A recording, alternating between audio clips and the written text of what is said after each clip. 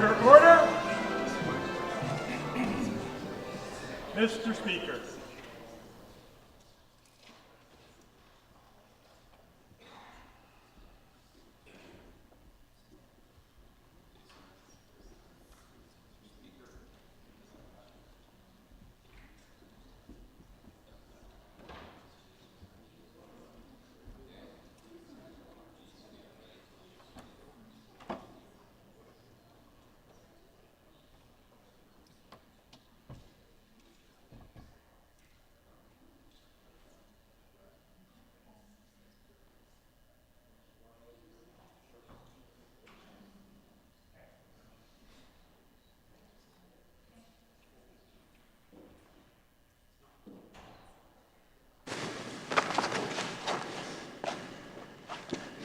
Present us, O Lord, in all our doings with thy most gracious favor, and further us with thy continued help, that in all our works begun, continued, and ended in thee, we may glorify thy holy name, and finally, by thy mercy, attain everlasting life. Amen. I recognize the Premier. Thank you, Mr. Speaker. I would ask leave to make a statement. Premier has asked leave to make a statement. Is leave granted? Carried. Thank you to my colleagues and to you, Mr. Speaker. Last week, there was an individual that attended the speech from the throne who should not have been invited to do so.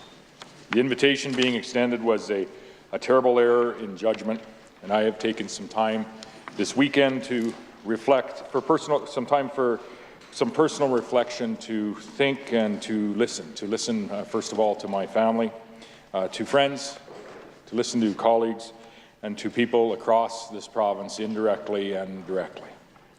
And I've come to the following conclusions. In Saskatchewan, we are all connected in some way. We are parents, we are children, we are brothers and sisters, we are friends and neighbours. As individuals, each of us has to make an effort to ensure that we are doing all that we can to stop interpersonal and domestic violence in our families, in our friend circles, in our communities, and across the province.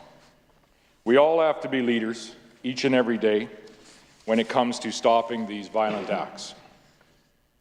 This is even more important when it comes to our provincial government. The message that was conveyed with last week's attendance by Mr. Thatcher during the speech from the throne is not a message that is acceptable to Saskatchewan people, nor is it indicative of the direction of a government that has a duty to provide leadership on such an important issue. This individual was invited by a government MLA, and while I do not review, nor do I approve MLA invitation lists, as Premier and as leader of the government caucus, ultimately I am responsible. To all of those who attended the speech from the throne, to all members of this Assembly, and to all of the people of Saskatchewan, I offer my unequivocal apology.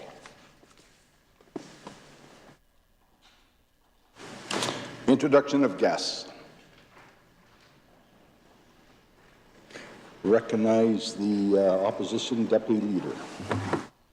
Thank you, Mr. Speaker. To you and through you, I would like to introduce some guests that are seated in the East Gallery today, hailing from Saskatoon and Weyburn, the family of Sharon Olsen. I'll have more to say about Sharon and her advocacy during a member's statement today, but I would like to welcome Marge Olsen, Jeremy Mather, Roland Olsen, Lois Olsen, and Wilfred Olsen.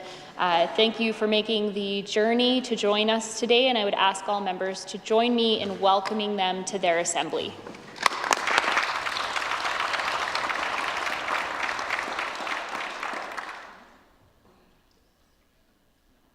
Presenting petitions.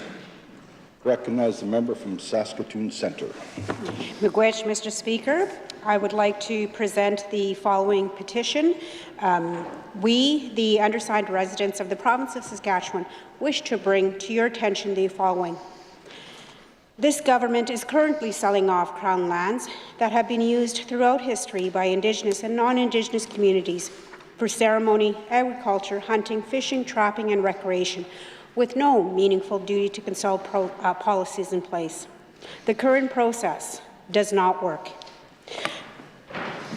The first right of refusal needs to be offered to First Nations involved in the treaty land entitlement process when Crown lands are being sold. The duty to consult policy framework is broken and it needs to be revised. The lack of meaningful duty to consult policy leaves the taxpayers of the province of Saskatchewan footing the bill for the government's their mistakes and losses in courts. We, in the prayer that reads as follows, respectfully request that the Legislative Assembly of Saskatchewan call on the Government of Saskatchewan to immediately stop the sell-off of Crown land and work with First Nation and Métis communities to develop a new policy for duty to consult. The signatories of this petition reside in Debden, Waterhen, and Loon Lake. I do so present.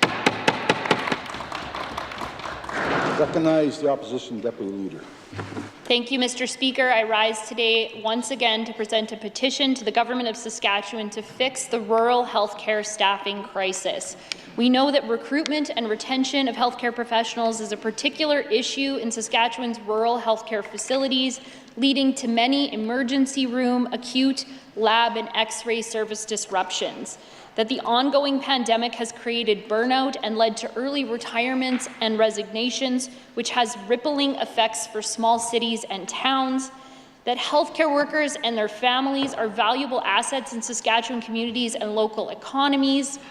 And that at the 2021 SARM Convention, over 94% of rural leaders voted to support a resolution acknowledging the nursing and healthcare worker shortage across Saskatchewan. I'll read the prayer. We, in the prayer that reads as follows, respectfully request that the Legislative Assembly of Saskatchewan call on the Government of Saskatchewan to fix the rural healthcare staffing crisis. This petition today is signed by individuals from Swift Current, Gull Lake, and Cabri. Mr. Speaker, I do so present.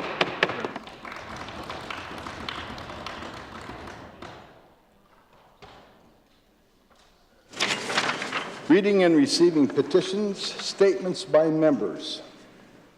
I recognize the member from Saskatoon, Riversdale. Thank you, Mr. Speaker. It is my absolute pleasure to rise in the House today and talk about a great organization started in Saskatoon's inner city, working with gang members who are truly committed to getting out and changing their lives for the better. On Thursday evening, I, along with members from Melfort and Saskatoon Northwest, attended a fundraiser for Straight Up. We had the privilege to listen to some of the most courageous tell their stories of how they overcame struggles of exiting gang life and becoming the person they want to be. Straight Up is fueled by a vision of not just getting people out of gangs, but to mentor them into meaningful lives with 3 clear goals with those who join. Number 1, being a loving parent. 2, being a faithful partner. 3, be a responsible citizen. 20 years ago, Sherman and Brian, 2 young men wanting out of gang life, connected with Father Andre, a man with a heart to help people find their way. Those 2 men are now helping others follow the same path because that is how Straight Up works, Mr. Speaker. Those who have overcame, helping others overcome. The invitation to Straight Up, or the initiation of Straight Up, is not doing minutes, Mr. Speaker, but writing your own autobiography. That is the first step in a 4-year commitment to dropping your colors, dealing with your addictions, living life with honesty and humanity. For the member from Melfort, a quick shout out to his friend Russell Miskey. Happy birthday.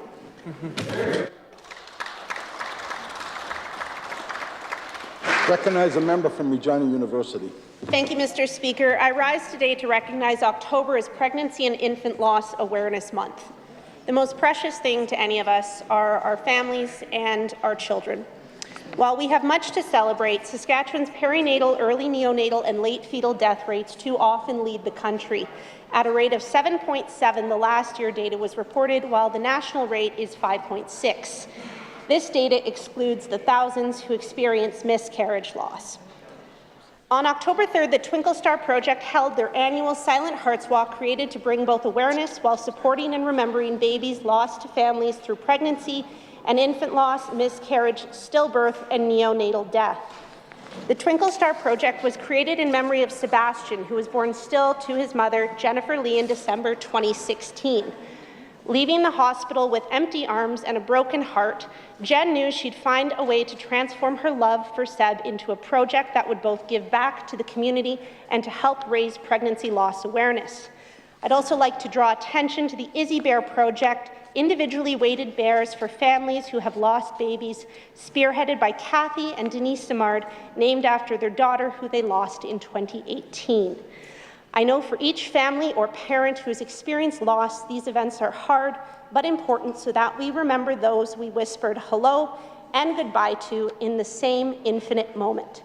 Mr. Speaker, I send a very special thanks to the Twinkle Star Project and solidarity to all families living with loss. Recognize the member from Cannington. Thank you, Mr. Speaker. They say things never slow down on the farm. Calving season, getting ready for seeding, finishing up harvest, hauling grain or cattle, farmers and ranchers are always on the go.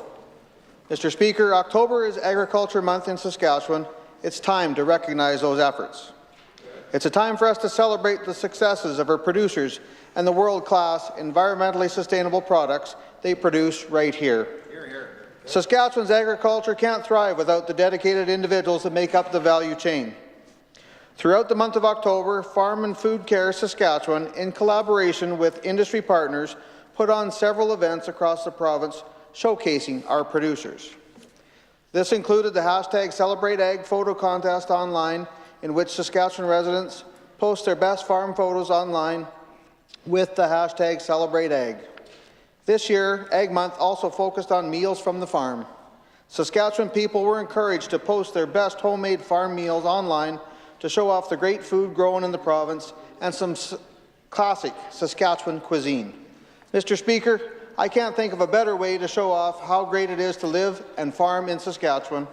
So through you, Mr. Speaker, and on behalf of the Government of Saskatchewan, thank you to all our agriculture producers in this province. Thank you. Recognize a member from Saskatoon Fairview. Thank you, Mr. Speaker. The month of October is Breast Cancer Awareness Month, a month dedicated to honouring those we have lost to breast cancer and supporting those going through treatment. Mr. Speaker, I would like to take this opportunity to speak about Sharon Olson. Sharon was a resident of Weyburn, a teacher, an artist, a patient advocate, a loving family member and friend. She died on August 5th from breast cancer that had metastasized to her brain. Even in the hospital, she continued to raise awareness of the risks of dense breasts amongst hospital staff and visitors. Dense breasts are common, but it's important to recognize they pose a more prevalent risk for breast cancer than having a family history. Since it was difficult to detect on mammograms, Sharon's cancer was not found in time. No one told her she had dense breasts, and by the time the cancer was found on an ultrasound, it was too late. Sharon Olson didn't want other women to lose their lives, and that's why she persevered to raise awareness in her final days. By supporting Sharon's work, we can ensure the women of Saskatchewan have access to necessary additional screening to prevent these untimely and preventable deaths. On the final day of Breast Cancer Awareness Month, I ask all members to join me in honouring the life of Sharon Olson and committing that we will do better.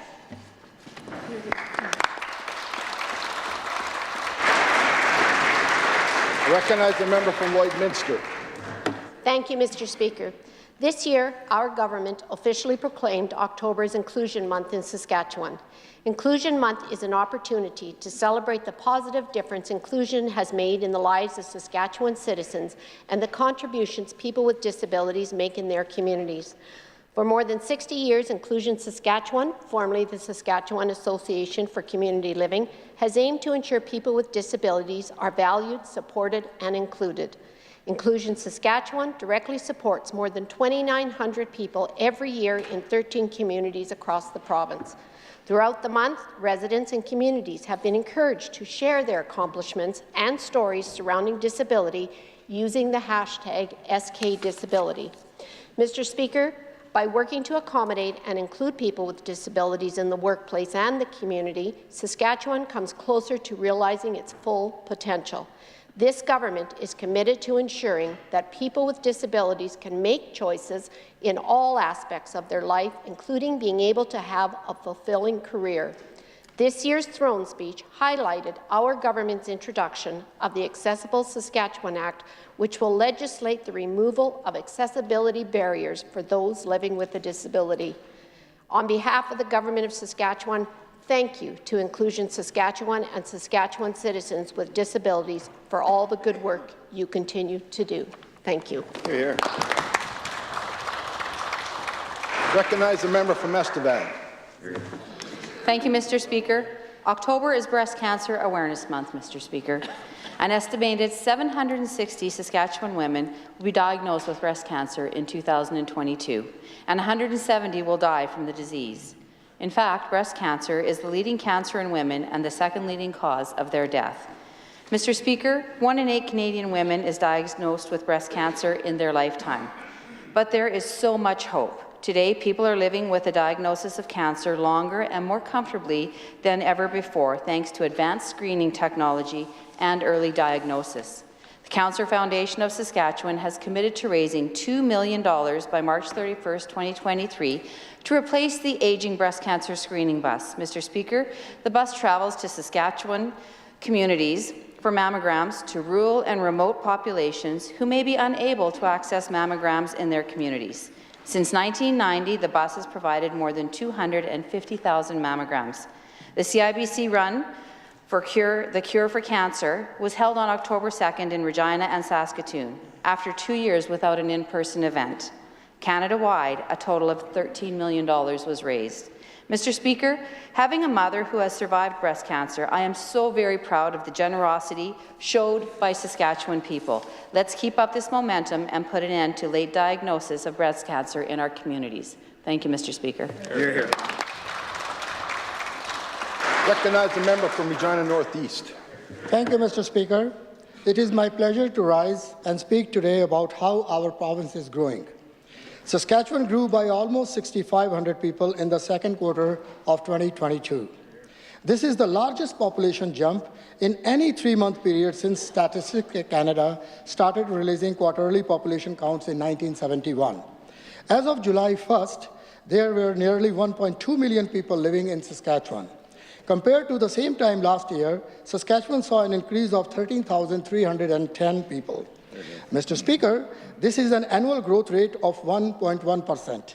The population increase was driven primarily by immigration from other countries. As our Minister of Trade and Export Development has said, Saskatchewan's economy is firing on all cylinders and creating thousands of new jobs. That's attracting more people than ever to our province. Mr. Speaker, with so many opportunities, such welcoming communities, and a more affordable cost of living than most other places in Canada, people are choosing to make Saskatchewan their home. Our strong economy and this growing population means a better quality of life for all Saskatchewan people. Our government's objective is to reach 1.4 million people by 2030. As most of the country faces a recession, thanks to our government's foresight and strong economic decisions, Saskatchewan economy continues to gain momentum. Thank you, Mr. Speaker. Question period. I recognize the Leader of the Opposition. Thanks to this Premier, it's been a rough week for Saskatchewan. Between his widely ridiculed separatist white paper getting national attention, to this government's decision to invite a convicted killer to the throne speech. Mr. Speaker, it's been one embarrassment after another. But honestly, this Premier's choices were causing embarrassment long before this, all summer long, including his choice not to act on allegations of abuse in qualified independent schools. I ask, why did it take so long to act? And why is it so hard for that Premier to stand up for the safety of kids in schools? I recognize the Premier. Thank you very much, Mr. Speaker. As a matter of fact, the Minister of Education has been in touch through the ministry, Mr. Speaker, as well as directly with many of those that have experienced some of the allegations in the case of the Legacy School in Saskatoon. Mr. Speaker, been in touch with leaders across the independent school division, independent schools, Mr. Speaker, across this province, and the Minister of Education as well has moved forward with a number of regulations and a number of additional points of oversight, Mr. Speaker, to ensure that our children, Mr. Speaker, in this province most certainly have the opportunity to attend school wherever their family may choose, attend school in a safe environment. I recognize the Leader of the Opposition. Mr. Speaker, that Premier's Education Minister buried those allegations of abuse for months, and then he refused to commit to protecting the human rights of students. When asked why, here's what the minister had to say, and I quote, "I think in all educational situations, there's, I think, that balance between, particularly in schools that may have a faith-based component to them, of kind of balancing off those rights." End the quote. Mr. Speaker, when did the human rights of Saskatchewan children become something to be balanced off? And will the Premier condemn that comment, and will he commit that moving forward, the human rights of kids are actually protected in our schools? Recognize the Premier. Certainly the human rights of all Saskatchewan people, I'd say likely all Canadians actually, Mr. Speaker, are protected, and are protected in our school systems here in the province, Mr. Speaker, and they're protected across. And the Human Rights Commissioner is there just to ensure that ultimately is the case in Saskatchewan, Mr. Speaker. Mr. Speaker, as we find our way, and the Minister of Education has already put in place a number of additional oversight measures in the case of independent schools, Mr. Speaker, to ensure that all of our students, our children, our next generation have the opportunity for a safe learning environment wherever their parents may choose to send them, Mr. Speaker. And we are also committed, I would say, to ensuring that choice for families in Saskatchewan, the choice of whether to send their child to a faith-based school, to a Catholic school, to the public school system, to a school like the Huda School, for example, Mr. Speaker, most certainly we are going to ensure that Saskatchewan families have that choice into the future. Recognize the Leader of the Opposition. Mr. Speaker, for days, people in Saskatchewan and around the world have been outraged by the fact that Colin Thatcher sat here in this chamber during last week's speech from the throne. Now, leaders don't point fingers, and they accept responsibility. We welcome the apology, Mr. Speaker, but the Premier shouldn't have to be shamed into doing the right thing. Hear, hear. And I heard the Premier's apology, and I heard him talk about leadership, and I heard him talk about the need for action on domestic violence. So I asked the Premier to make good on his words. Will he commit that second-stage shelters for survivors of domestic violence get the operational funding that they so desperately need? Hear, hear. Recognize the Premier.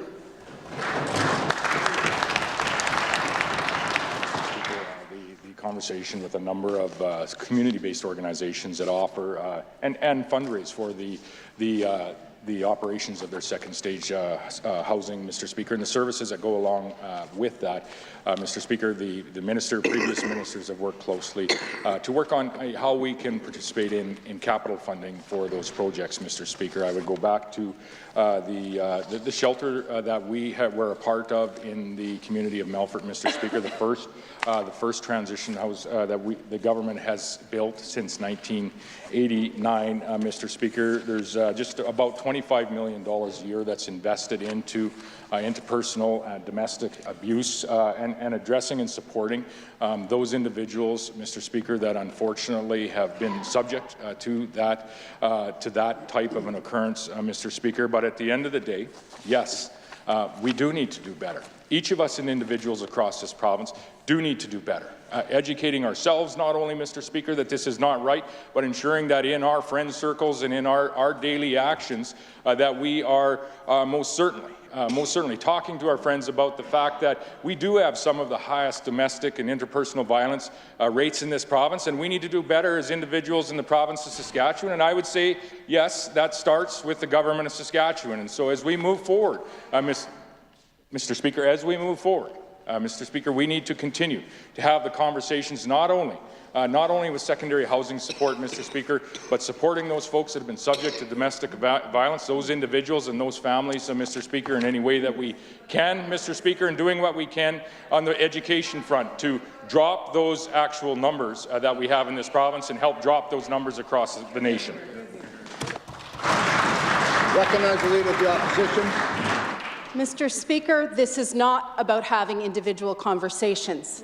This is not about domestic violence shelters having to fundraise for basic operational funding. And this is not about capital funding, Mr. Speaker. And the Premier should know this because organizations that support domestic violence survivors have been calling for this for years. They've been calling for it because Saskatchewan has some of the highest rates of domestic violence in the country, double the national average. And because we're one of only 2 provinces, Mr. Speaker, that doesn't fund second-stage shelters for those who are fleeing domestic violence.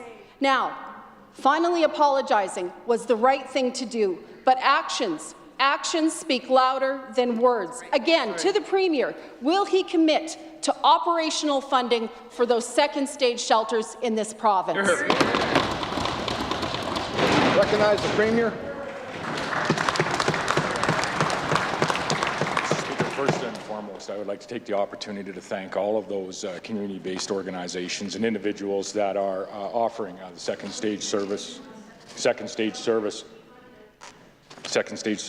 Speaker, which is most certainly an important service in the province of Saskatchewan. That's why the government of Saskatchewan does participate in capital funding in that area, Mr. Speaker. We also participate in capital as well as operational funding when it comes to transition spaces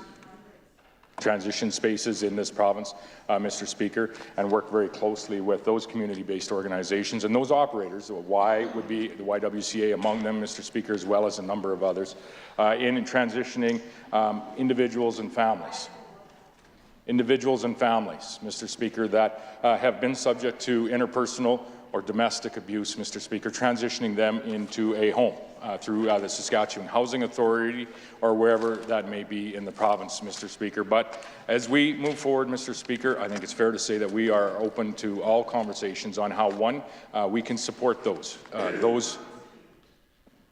individuals and families, in many cases, Mr. Speaker, that have been subject to domestic and interpersonal violence, but as well, doing what we can, and I use education as an example, Mr. Speaker, but doing what we can as a government and doing what we can as individuals to ensure that we, as we look back in the years ahead, Mr. Speaker, we don't have the highest interpersonal violence rate in the nation of Canada.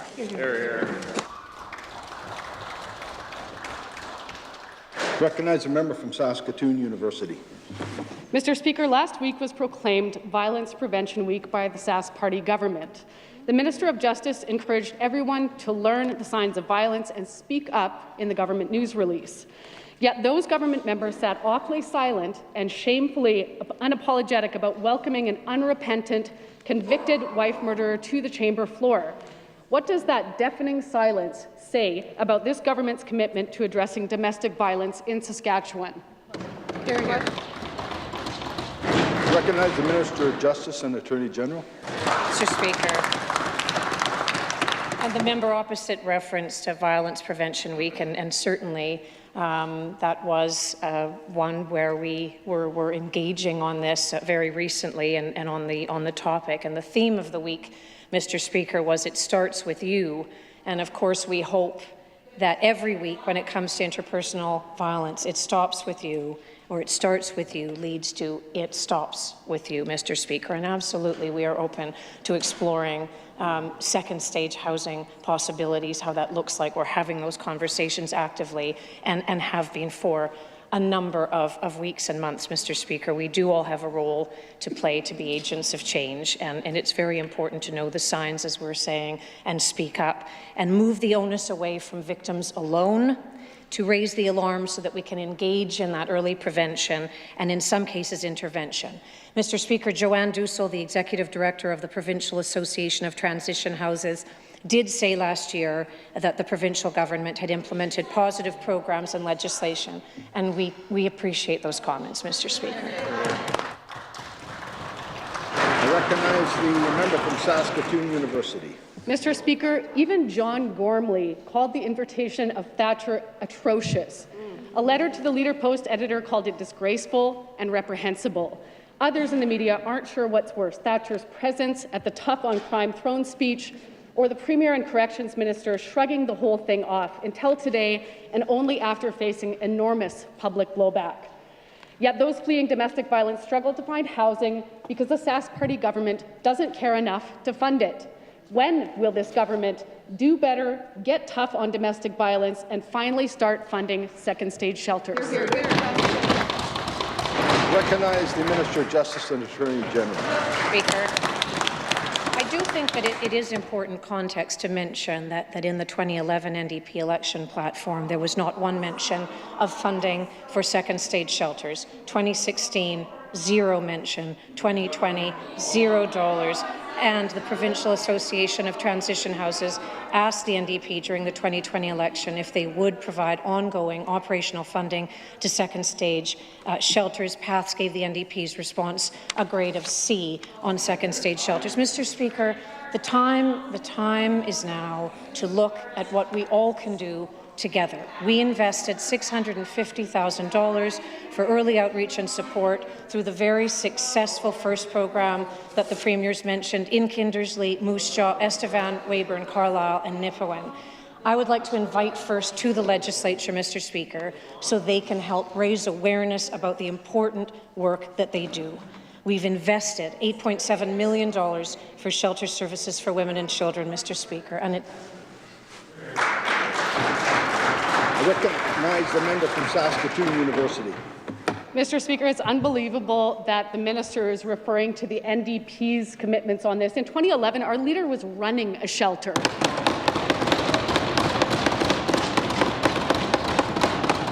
This government has lost the plot, Mr. Speaker. The Minister of Corrections and Policing, a cop herself, incorrectly said Colin Thatcher is a free man and has served his time.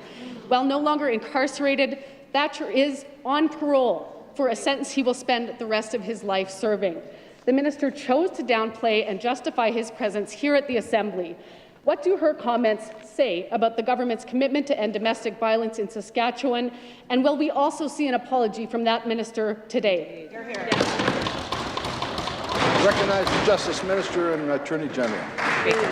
there is no question that it is a tragedy. I was speaking to a shelter provider just the other week, and we were commenting on how the rates of interpersonal violence, not just here, Mr. Speaker, but across the country, are not coming down despite our very best efforts. So we have to keep trying everything. This year, we've allocated $25 million, Mr. Speaker, for interpersonal violence supports, including $1 million to support children exposed to violence. We continue to engage with providers of second-stage housing. The Saskatchewan Housing Corporation, it's been mentioned in terms of the second-stage initiatives that it has in place.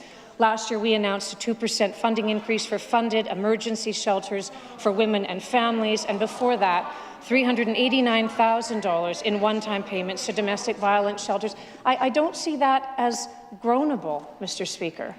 I see that as important work on specific projects where we are all in this together.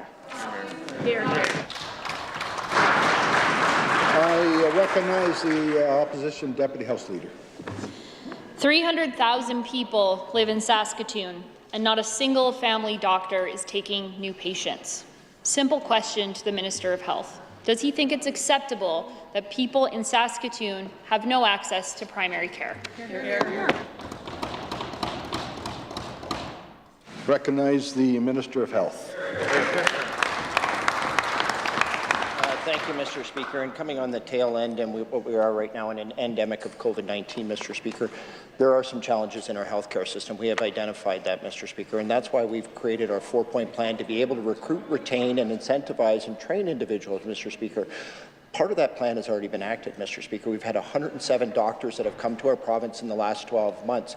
I think that's a significant amount of doctors. 51 of those have been general practitioners, Mr. Speaker. Again, we had 23 doctors come in September, Mr. Speaker, alone to this province, choosing to come to Saskatchewan. Mr. Speaker, we're out there trying to sell the healthcare system across the country and around the world to be able to draw people in there. What doesn't help, Mr. Speaker, in recruiting physicians from around the country and around the world is when the NDP continuously runs down our system. Thank you, Mr. Speaker. I recognize the member from Saskatoon Fairview. Mr. Speaker, that's unbelievably tone deaf. When no one can find a family doctor in Saskatoon, clearly this magical plan that hasn't even begun to be in motion is not good enough, Mr. Speaker. That minister knows that. That's what he heard from doctors at the SMA conference this week. Doctors are closing their practices in every corner of the province, and it is getting worse day by day. Clearly, this government's status quo approach is not working. Given the absolute chaos that is in our health system, how can the minister justify not getting a dime of windfall revenues directed to our health system? I recognize the Minister of Health. Mr. Speaker, I only have to reference to the member opposite that in the beginning of September we announced $60 million. If that's nothing to the member, Mr. Speaker, that's a significant amount of dollars. Those dollars are extremely focused, Mr. Speaker, focused on our 4-point plan. Mr. Speaker, incentivizing individuals for up to $50,000 on a 3-year return to service to go into some hotspots, Mr. Speaker, where we do have some challenges. Mr. Speaker, we've had great uptake on this plan. We've had 400 individuals from internationally educated healthcare workers come. We've had over 3,000 applicants coming in from the Philippines. The 150 additional seats in our post-secondary already full, Mr. Speaker. They're standing over there saying nothing's happened. 107 doctors here, Mr. Speaker. This is exactly what we're doing, Mr. Speaker, to be able to secure our health system, to make sure that it is stabilized for the short term, but also for the long term. Thank you, Mr. Speaker. Recognize the member from Saskatoon Fairview. Mr. Speaker, we know that they will torque the numbers and dance around the truth, but the reality is there's fewer family doctors and more people without one in this province. Incredibly tone-deaf, considering the people in Saskatoon who cannot access a family doctor today, Mr. Speaker. Doctors and other workers in primary care know that the status quo is not working, just like the countless nurse practitioners willing to step up and do what they're trained to do. Instead, the Sask Party gives a bit of lip service and half promises, Mr. Speaker. To the minister, why not do your job and listen to professionals who are doing theirs? Recognize the Minister of Health.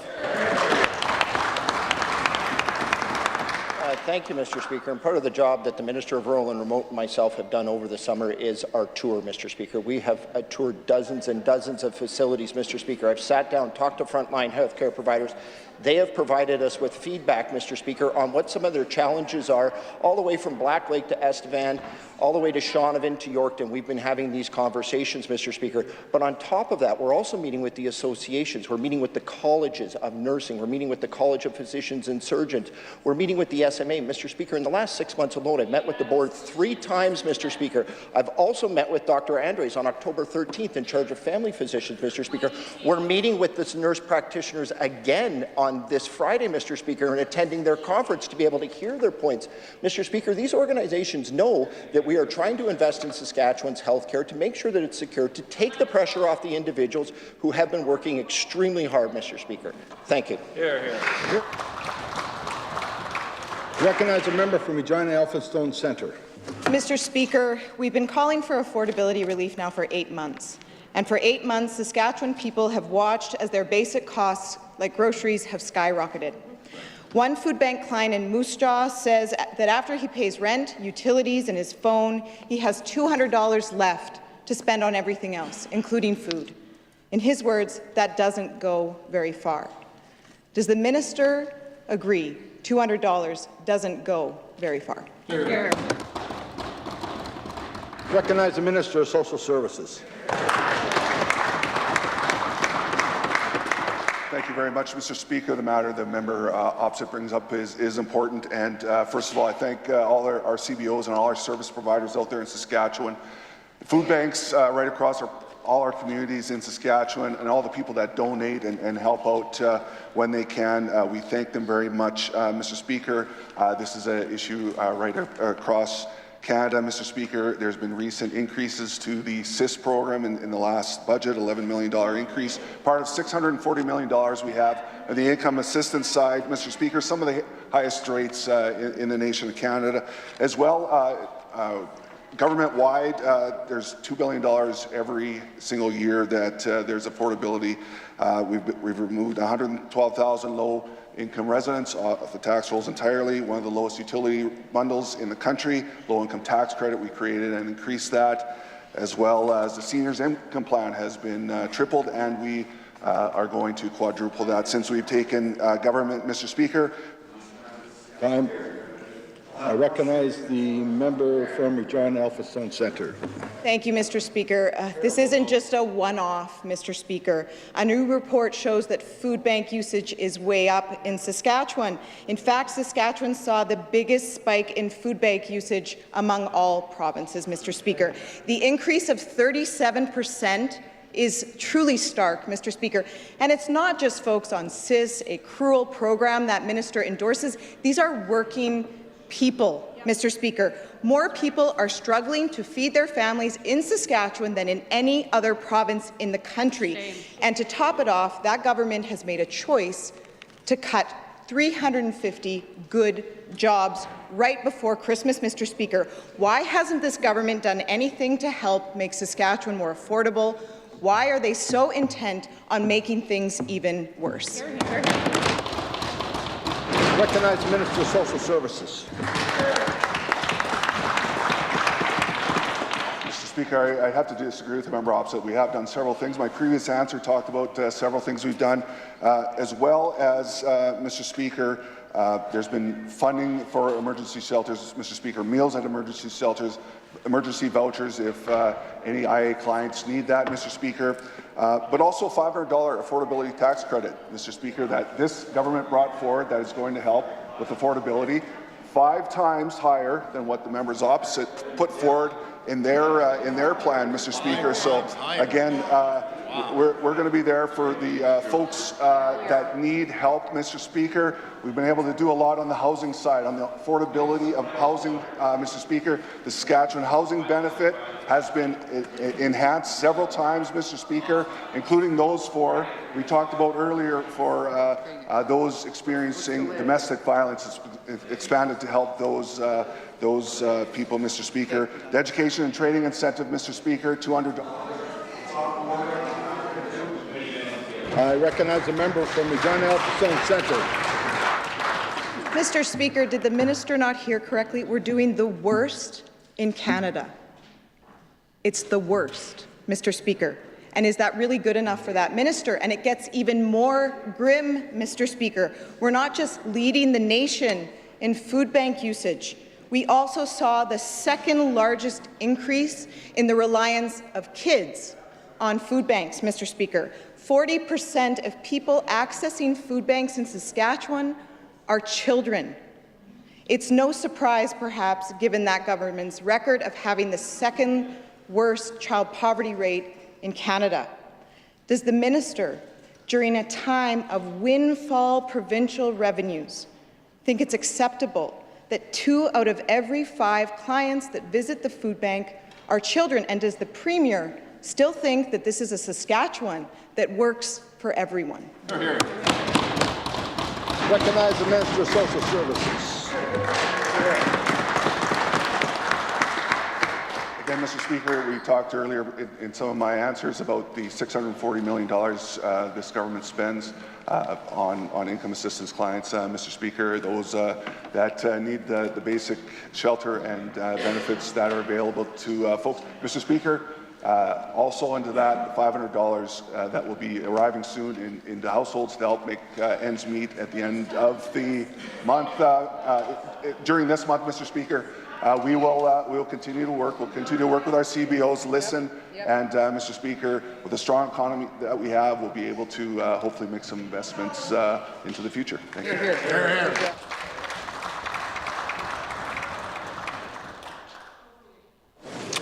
Why is the minister on his feet?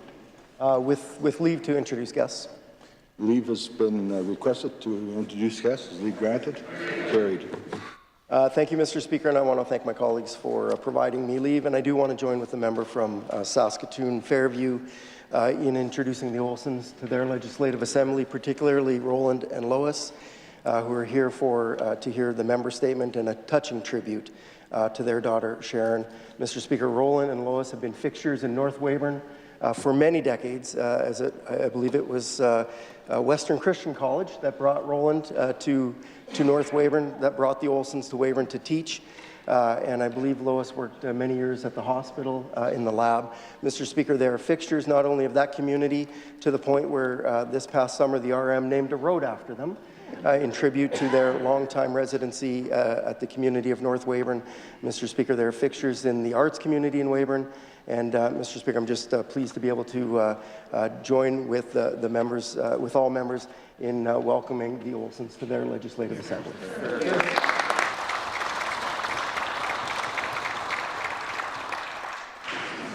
Ministerial statements, introduction of bills, presenting reports by standing and special committees. I recognize the Deputy Government House Leader. Does he need to give leave? Lights on. No. Yeah, you have to ask for leave. Okay. Mr. Speaker, I request leave to move the motion appointing the Ombudsman and the Public Interest Disclosure Commissioner, please. Deputy Government House Leader has asked leave. As leave request is approved. Leave has been granted.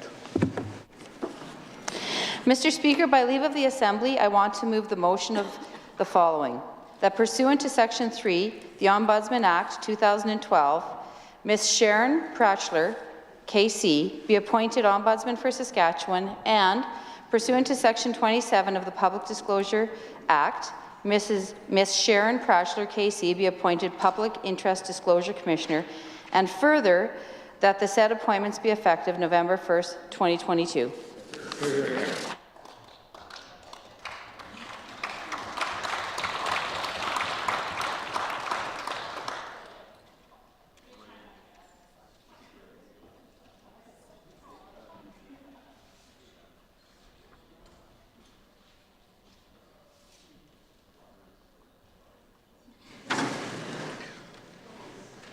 The Deputy Government House Leader has moved that pursuant to Section 3 of the Ombudsman Act 2012, Ms. Sharon Pratchler, KC, be appointed Ombudsman for Saskatchewan, and that pursuant to Section 27 of the Public Interest Disclosure Act, Ms. Sharon Pratchler, KC, be appointed Public Interest Disclosure Commissioner, and further that the said appointments be effective November 1st, 2022.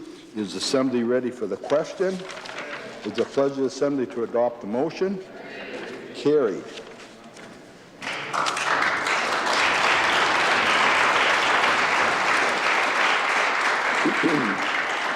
Members of the Legislative Assembly, it is my honor to introduce and welcome Ms. Sharon Pratchler to the Assembly today and to congratulate her on her appointment to the role of Ombudsman, Public Interest Disclosure Commissioner for Saskatchewan, effective November 1st, 2022. Joining her today is her husband, Tom Irvin, Mr. Ron Barkley, the former Conflict of Interest Commissioner and Lobbyist Registrar, and Ms. Leila Duick, Communications Director from the Ombudsman Office. I ask that all members please join me in welcoming Ms. Pratchler and her guests to their Legislative Assembly.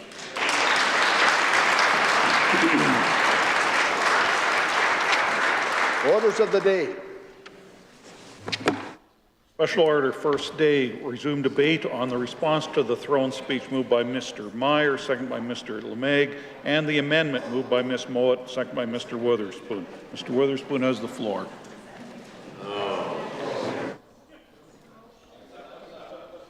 From Regina, Rosemont.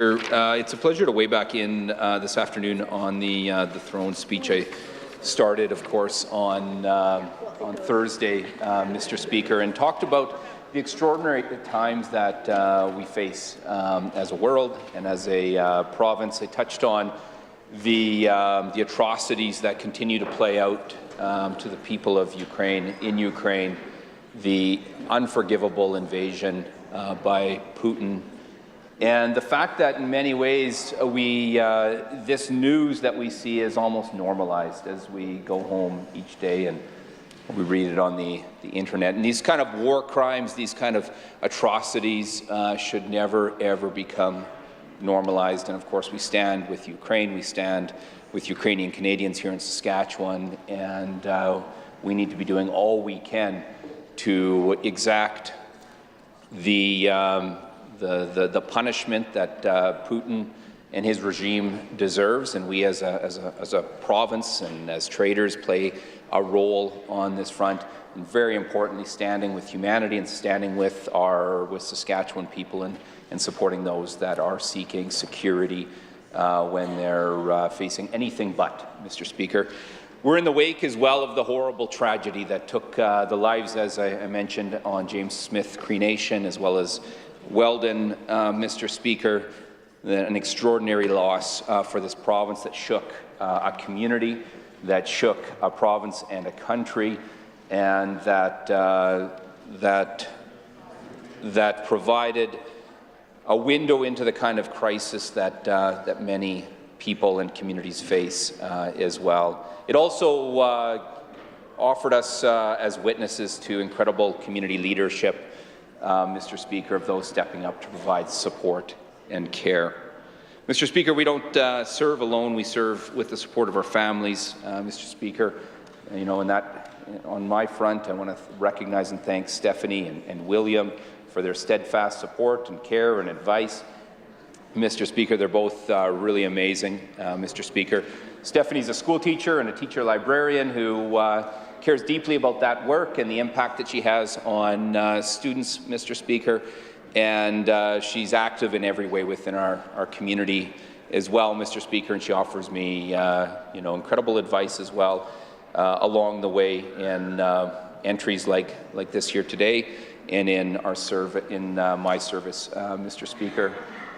Recognize William, who is just such a willing partner to be out and about throughout the community and activities, Mr. Speaker, all sorts of community engagements that he thrives in, Mr. Speaker.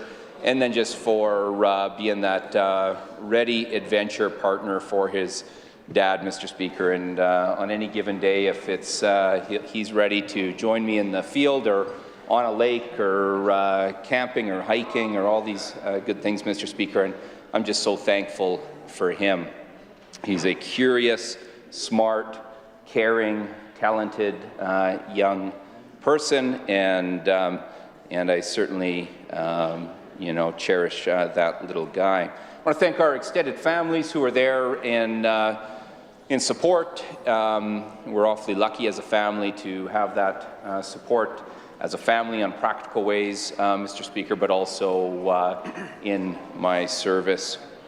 I want to recognize Jennifer Moran in our constituency office for her leadership and care, her service and advocacy for constituents and those that are reaching out. We often say that folks that are reaching out to our offices are doing so at a time of stress in their life, of uncertainty, of crisis often, Mr. Speaker. It's they're not reaching out to us always with just advice about how to build out a better future or the community. We get that too, and I value all that input. But often the folks that are reaching out to our offices are reaching out at a time of incredible stress and crisis in their life, sometimes from a mental health and an addictions perspective, Mr. Speaker, sometimes because their power bill has been, or their power has been shut off, Mr. Speaker, and they have children at home. I think the minister would be aware of advocacy that's being brought to him at this very time right now, Mr. Speaker, and you know, we implore the minister to be responsive on these fronts to make sure those that are working so hard to pay the bills and keep their head above water receive the support they deserve, and certainly that means having their power on, Mr. Speaker. And I also want to thank Jennifer for all of her support of me and my calendar and my work as we go about our outreach and our meetings, Mr. Speaker. I'm really thankful for to serve the good people I serve. There's never any doubt as I meet with constituents, as I see them in action, as I see the way they support one another, Mr. Speaker, rising to the occasion, extending compassion time and time again, that I work for and with really good people, Mr. Speaker. I want to recognize the community associations as well that serve in so many ways. Norman View West, Mr. Speaker, Prairie View, Dieppe, Rosemont Mount Royal Community Association, Mr. Speaker. They deliver service and programs. They enable thousands of hours of volunteers, Mr. Speaker, to bring about meaningful support to people, Mr. Speaker, and they definitely build and better community, Mr. Speaker. I say thank you to all of them.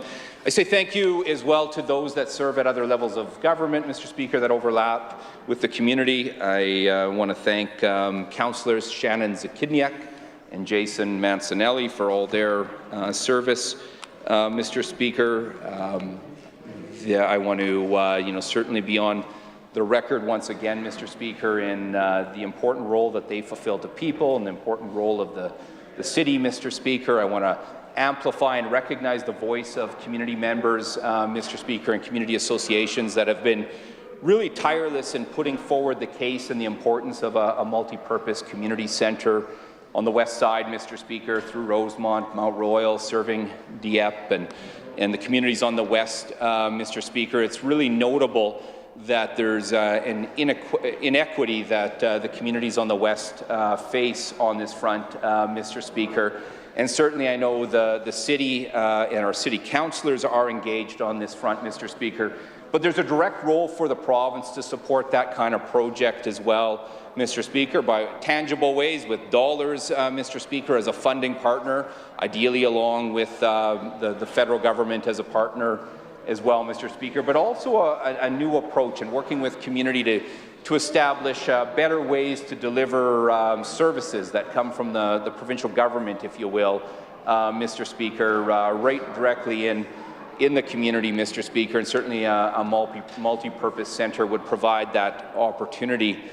You know, all too often we hear those that are trying to interface with the provincial government or with a ministry, Mr. Speaker, I think of health, I think of social services. All too often it's folks that are stuck on, long waits, Mr. Speaker, on the phone, not getting through, Mr. Speaker, going through, online portals to do so. I think we'd be well served to work with our communities and our community associations to deliver those services closer to residents, and certainly that would provide that opportunity, Mr. Speaker. I want to thank as well all the Catholic School Board members, Mr. Speaker. They don't represent any specific area or schools, so I want to thank all of them, Mr. Speaker. And I want to recognize as well the Sarah Cummings-Truskowski and Lacey Weeks, who represent schools throughout the riding, Mr. Speaker. You might be familiar with Lacey Weeks, Mr. Speaker. They're both exceptional school board members, Mr. Speaker, and they're doing everything they can for students, I know, Mr. Speaker, in face of years of inadequate funding and cuts by that provincial government, Mr. Speaker, that have exacted a terrible toll on our classrooms, right, Mr. Speaker, leaving our students often without the support that they need and deserve, leaving teachers in situations with more complex classrooms and larger classrooms, Mr. Speaker, and it's not the kind of recipe that we need to build the future that everyone deserves, Mr. Speaker, the kind of future that every kid deserves, Mr. Speaker, and certainly not the kind of economic and social future that we desire for this beautiful province, Mr. Speaker. And we also need to have adequate funding to make sure that we're enabling the actual infrastructure improvements that are needed. The rebuild of Rosemont School as but one needed example, Mr. Speaker, a school that's so important to the community, but that's past its lifespan, Mr. Speaker. And the reopening, very importantly, of Dieppe School, Mr. Speaker, which was closed during a time of inadequate provincial funding from the Sask Party government, Mr. Speaker, but a school that is needed, a school that's valued by Dieppe, but then also Westera, Mr. Speaker, a school that is in good shape, that's been well maintained, but we need the proper funding from the provincial government to allow school boards to redeploy a school like that in the meaningful way that it should be for the community, Mr. Speaker. And I'll keep fighting for that in this Assembly, Mr. Speaker. There's a practical connect to Dieppe as well. Of course, Dieppe needs and deserves its school back, Mr. Speaker. But we also know that McClurg itself is bursting at the seams. And it's an awesome school with amazing teachers as well. But by redeploying Dieppe, of course, it takes that pressure off of McClurg as well, Mr. Speaker. So it's through the lens of the people that I serve, Mr. Speaker, that I enter into the throne speech debate, Mr. Speaker. I'll offer a bit of flavor from my critic areas as well. But without a doubt, this is a throne speech that falls far short of addressing the most pressing issues that my constituents and that Saskatchewan people across this province are facing.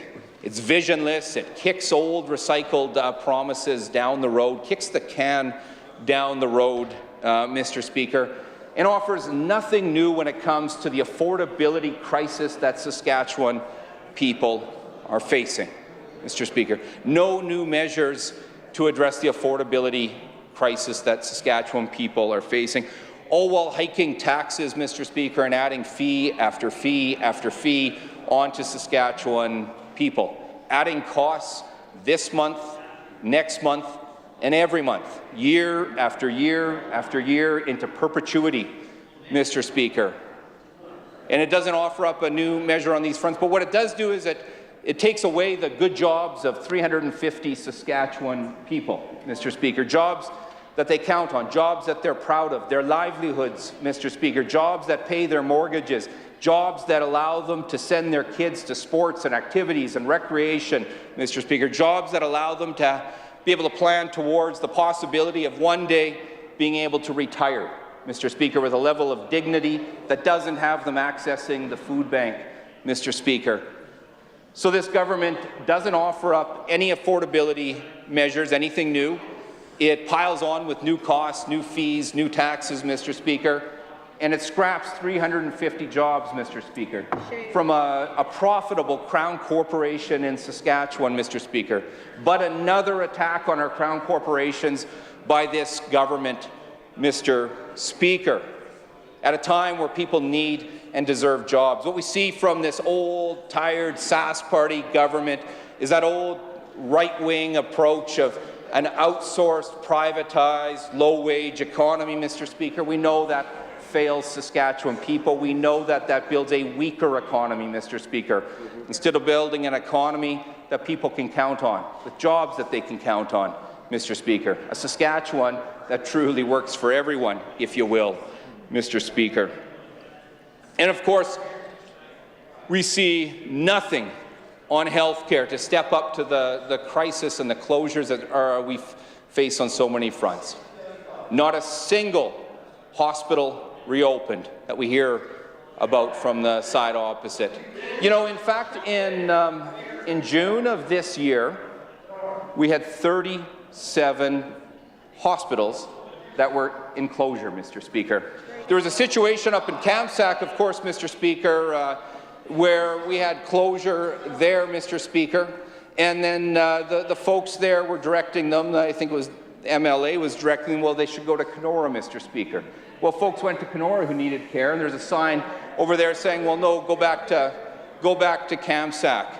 We saw residents rising up rightfully holding that government and their MLA to account, Mr. Speaker. And in face of that, what did we see, Mr. Speaker? We saw the Kamsack shuffle, Mr. Speaker.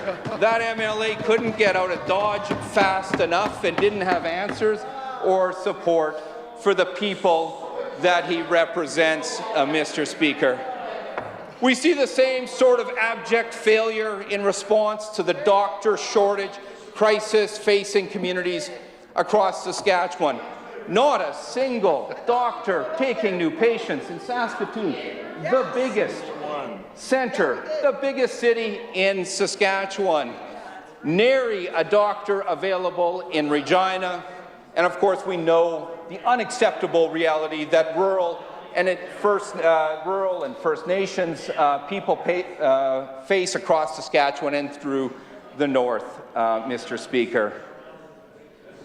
ERs that are under huge pressure, Mr. Speaker. And now we're hearing, of course, that this is a government that's not even able to pay the healthcare workers right now, Mr. Speaker, with respect to this AIMS program, Mr. Speaker. People deserve better.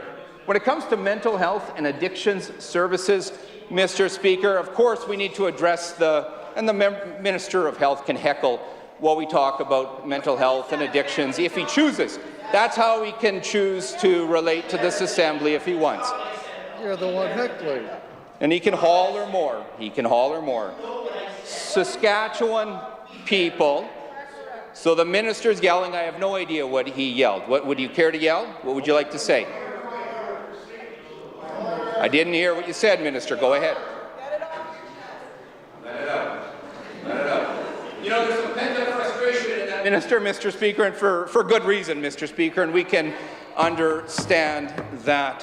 When it comes to mental health and addiction services, of course, we need to address the stigma, Mr. Speaker, but then we need to make sure those services and supports and treatment are extended when people need them, barrier-free to Saskatchewan people. We see nothing on that here either, Mr. Speaker. What we see, Mr. Speaker, is a government that's tired and not stepping up to the challenges Saskatchewan people face. You know, and nothing on healthcare, nothing on education. A government that's being eviscerated, Mr. Speaker, in the national news, Mr. Speaker, by local people, by economists, Mr. Speaker. Economic and fiscal credibility that's been torn to shreds, Mr. Speaker. And then the questions around their judgment, Mr. Speaker, and morals that have been placed directly to them, Mr. Speaker, with the inconceivable invitation to wife murderer Colin Thatcher to this throne speech, Mr. Speaker. It's an insult to the people of this province, Mr. Speaker, and it's just beyond me how it could take day after day after day for the Premier to finally realize that somehow this was offside, that somehow this was a horrible message to send to the people of Saskatchewan, Mr. Speaker. So in face of those challenges that we face, the extraordinary times, Mr. Speaker, windfall revenues being enjoyed by government, we have a government that's falling far, far short. It's clear there's a level of entitlement that has crept deep in that Sask Party government, a government that seems all too often to just be mailing it in, Mr. Speaker, that aren't up to the task, that are in it for all the wrong reasons, Mr. Speaker. A real change that's gone on in this Sask Party government, a Sask Party cabinet that seems to be way more interested in their partisan interests than the public interest time and time again. Mr. Speaker, a government that simply won't be straight with Saskatchewan people, Mr. Speaker.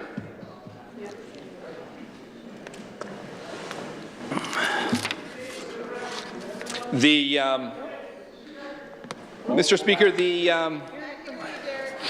I hear a faraway echo, Mr. Speaker, a squeak from the back, from the far reaches of this Assembly, Mr. Speaker, and I think I know what it is, Mr. Speaker.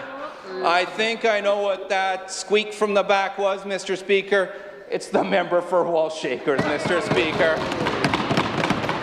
You know, and it's good to hear him squeaking from the back, Mr. Speaker, but I would sure call on him, Mr. Speaker, to stand up for the very good people who he's elected to serve and entrusted with that duty, Mr. Speaker. You know, Mr. Speaker, when it comes to the fiscal record of this government, of course, they've proven themselves incompetent time and time again. Couldn't balance the budget during the best days, Mr. Speaker.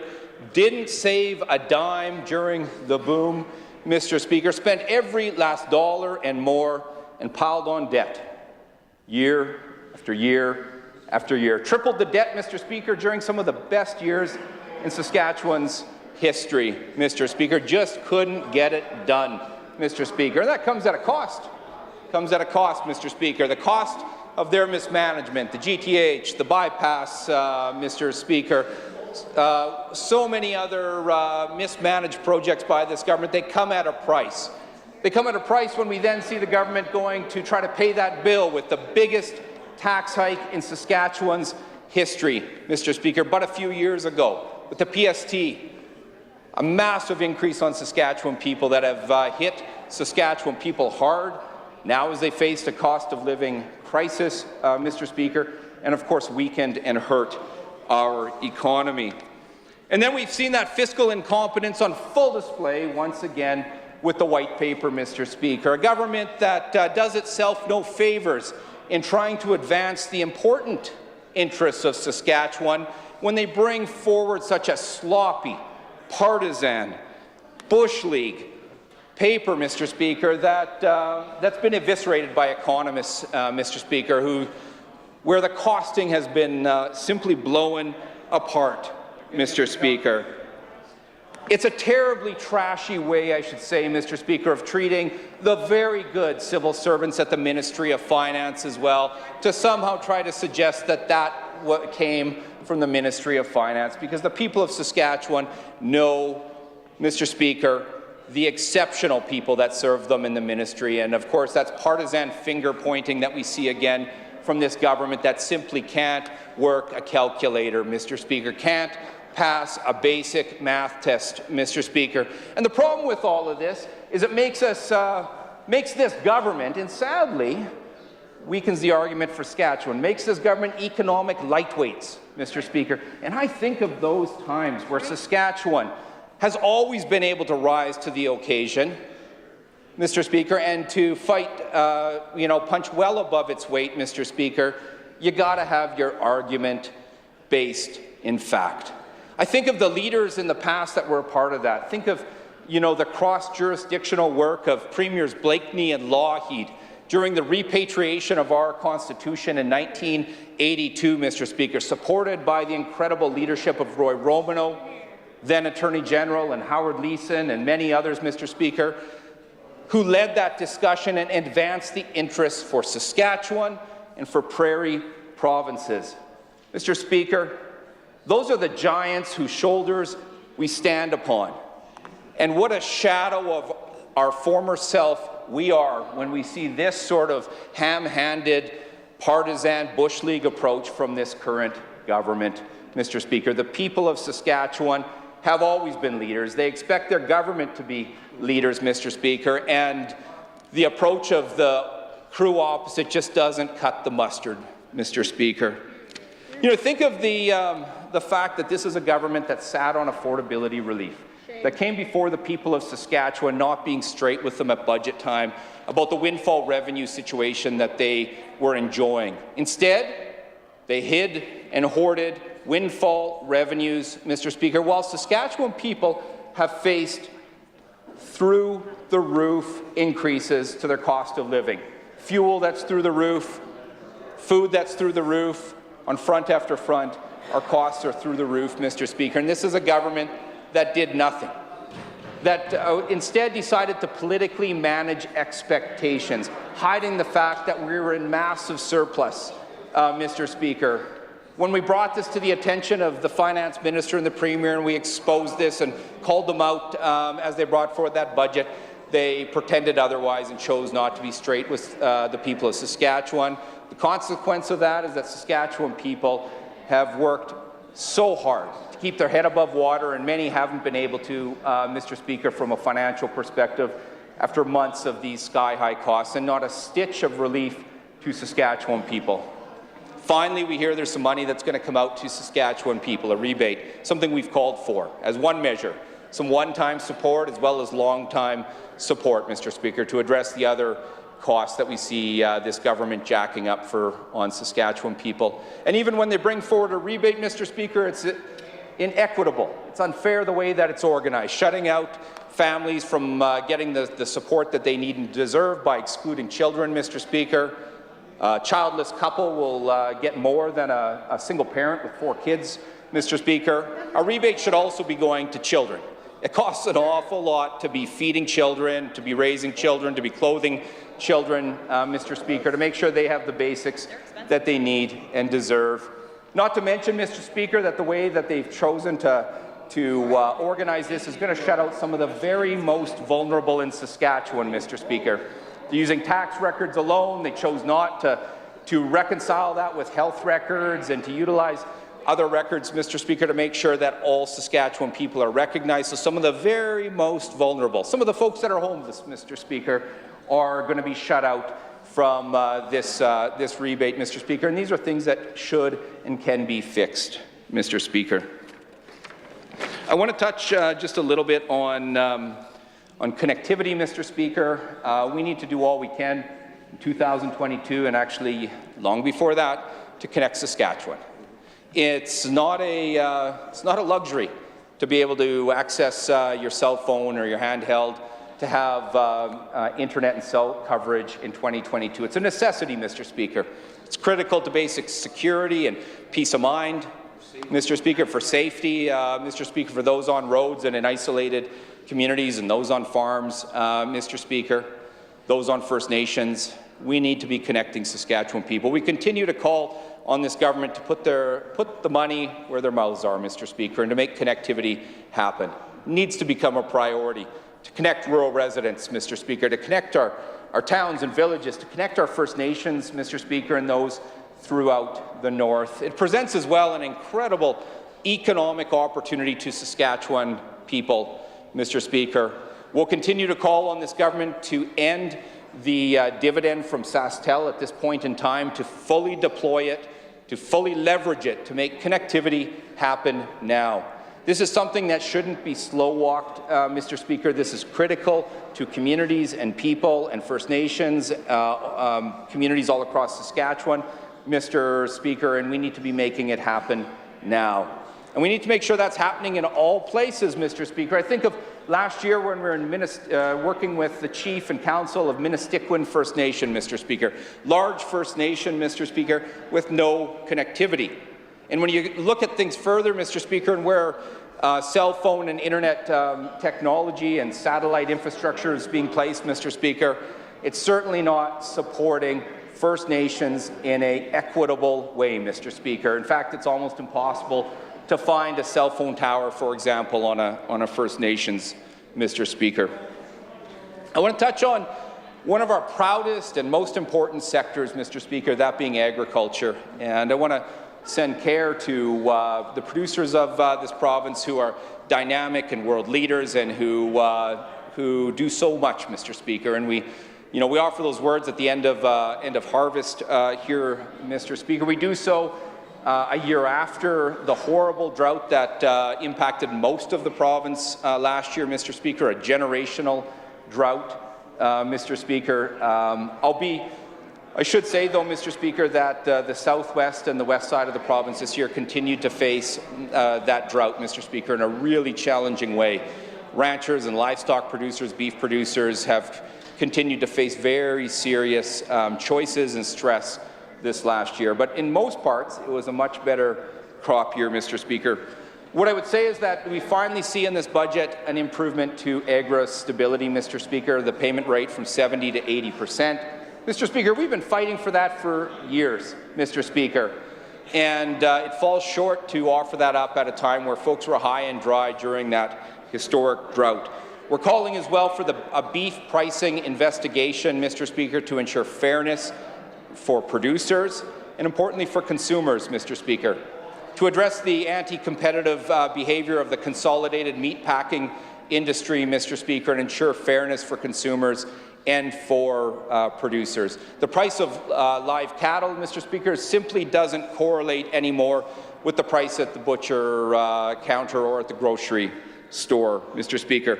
We're calling as well, of course, for the expansion in a robust way of local meat processing in Saskatchewan, of abattoirs, of that important economic activity for similar reasons and, of course, for all the jobs that it would create, Mr. Speaker. And we're going to continue to push this government for equity for livestock producers, Mr. Speaker, on the insurance side. Certainly we have insurance programs in place on the crop side that are valued and important and critical, Mr. Speaker, and they need to be always strengthened and improved. But when it comes to the premiums that the provincial government, federal government place on the crop side, they don't make those into the livestock insurance programs, Mr. Speaker, when we look at livestock price insurance or forage insurance, and we need equity for those important programs, Mr. Speaker, to make sure that livestock producers have the backstop that they need and deserve. We need to address the foreign ownership acquisitions that are going on in Saskatchewan, Mr. Speaker, that break the spirit and intent of the law, Mr. Speaker. We need enforcement on this front.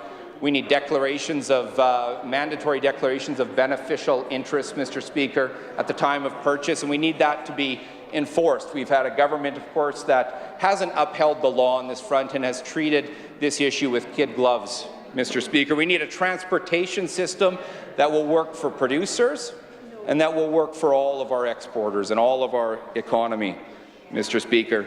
So these are fronts that will continue to push for producers, Mr. Speaker. But in closing, this throne speech doesn't rise to the occasion. It puts Saskatchewan people on notice what's at risk when you see the dirty attack on the 350 jobs at the SLGA, Mr. Speaker, something that this government never ran on. A few years back, Mr. Speaker, at least the previous leader, the previous premier, had the decency, Mr. Speaker, to run on a plan when it came to the SLGA.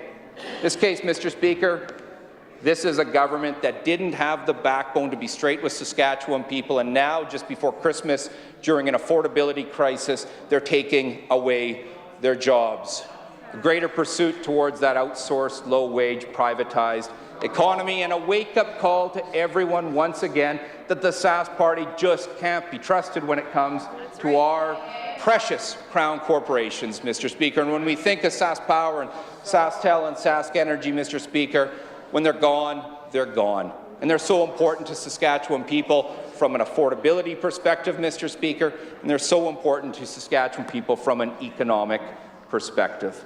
So, Mr. Speaker, under our new leader and together with this amazing team, we're going to fight for Saskatchewan people, and we're going to work tirelessly to listen and to build that future that Saskatchewan people deserve in every corner of Saskatchewan and in every sector across this wonderful province, Mr. Speaker, to allow young people to fulfill their full potential, because it's only then that our province will be able to live up to its, Mr. Speaker. We're going to continue to work as the official opposition, Saskatchewan New Democrats, towards that hope-filled future.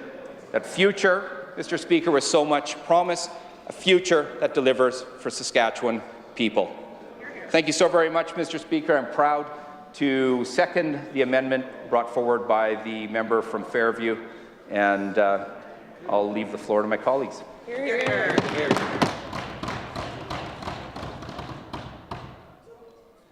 Recognize the member from Regina Pasqua. Thank you, Mr. Speaker. Mr. Speaker, I'm afraid I have to disagree and very much disappointed with that amendment, Mr. Speaker. And I discourage any amendment to this government ambitious investing plan in healthcare, infrastructure and education, agriculture and research and much more, Mr. Speaker. And I agree with the motion moved forward by member from Wallashekar and seconded by member from Athabasca.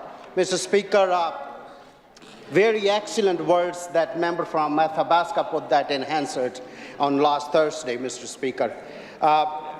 Fabulous family values, connectivity with the Athabasca constituents, Mr. Speaker, and very, very true, actually superlative representation from Sask North, Mr. Speaker.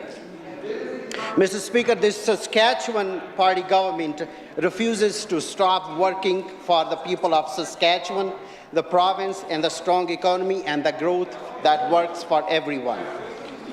Mr. Speaker, before I proceed with my response to the speech from Throne, I would like to say a few thanks to the people who play a good role in my life and help me perform my job, Mr. Speaker, while I'm sitting in this chair, Mr. Speaker.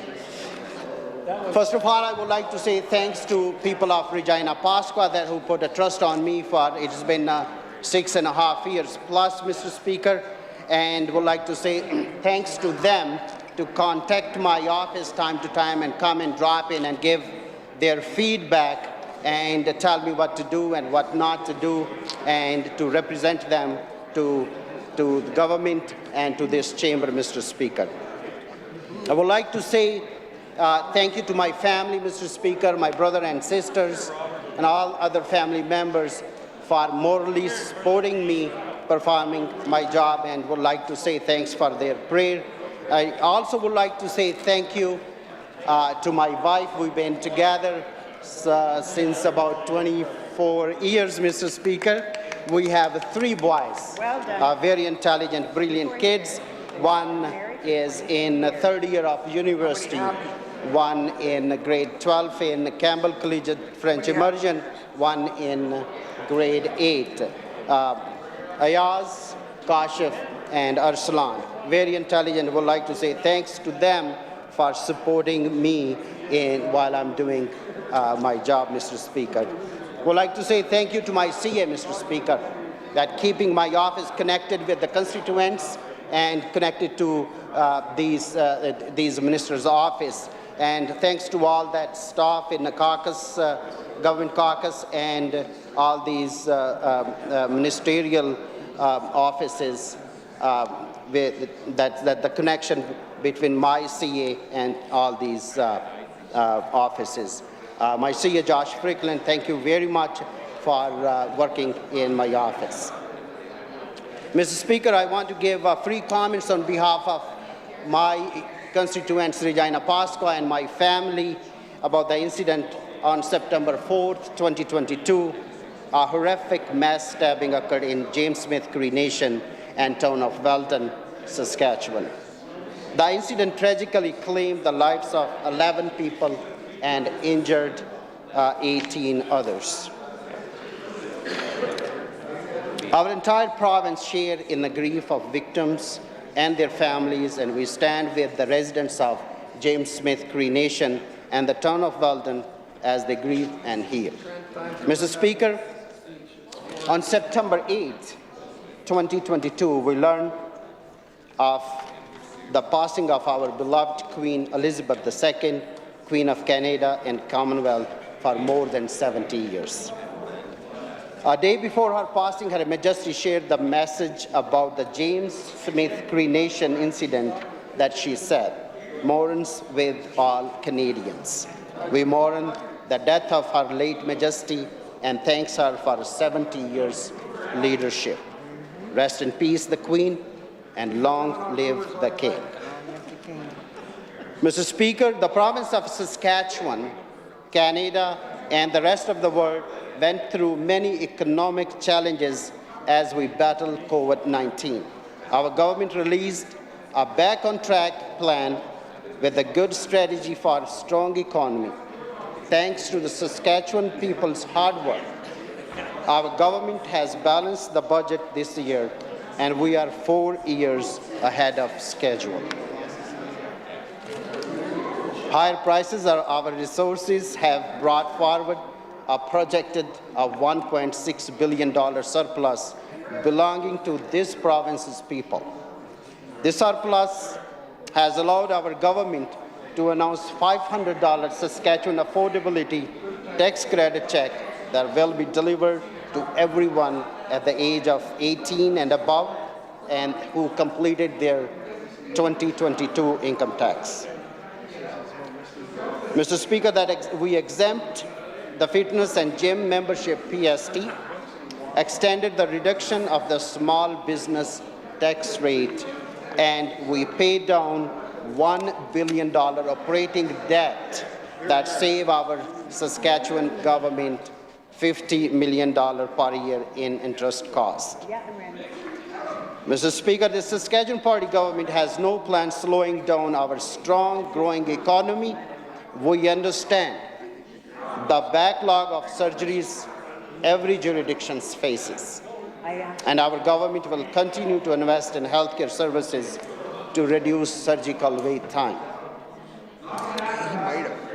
Mr. Speaker, I strongly oppose any amendment to our aggressive approach in healthcare that with the target we set completing 97,000 surgeries. We're working on expanding our surgical capacity in Regina, in Saskatoon, and in regional hospitals. We're also establishing a new partnership with publicly funded private surgical providers to achieve this target. We're very serious and provide the best health care in rural and remote areas.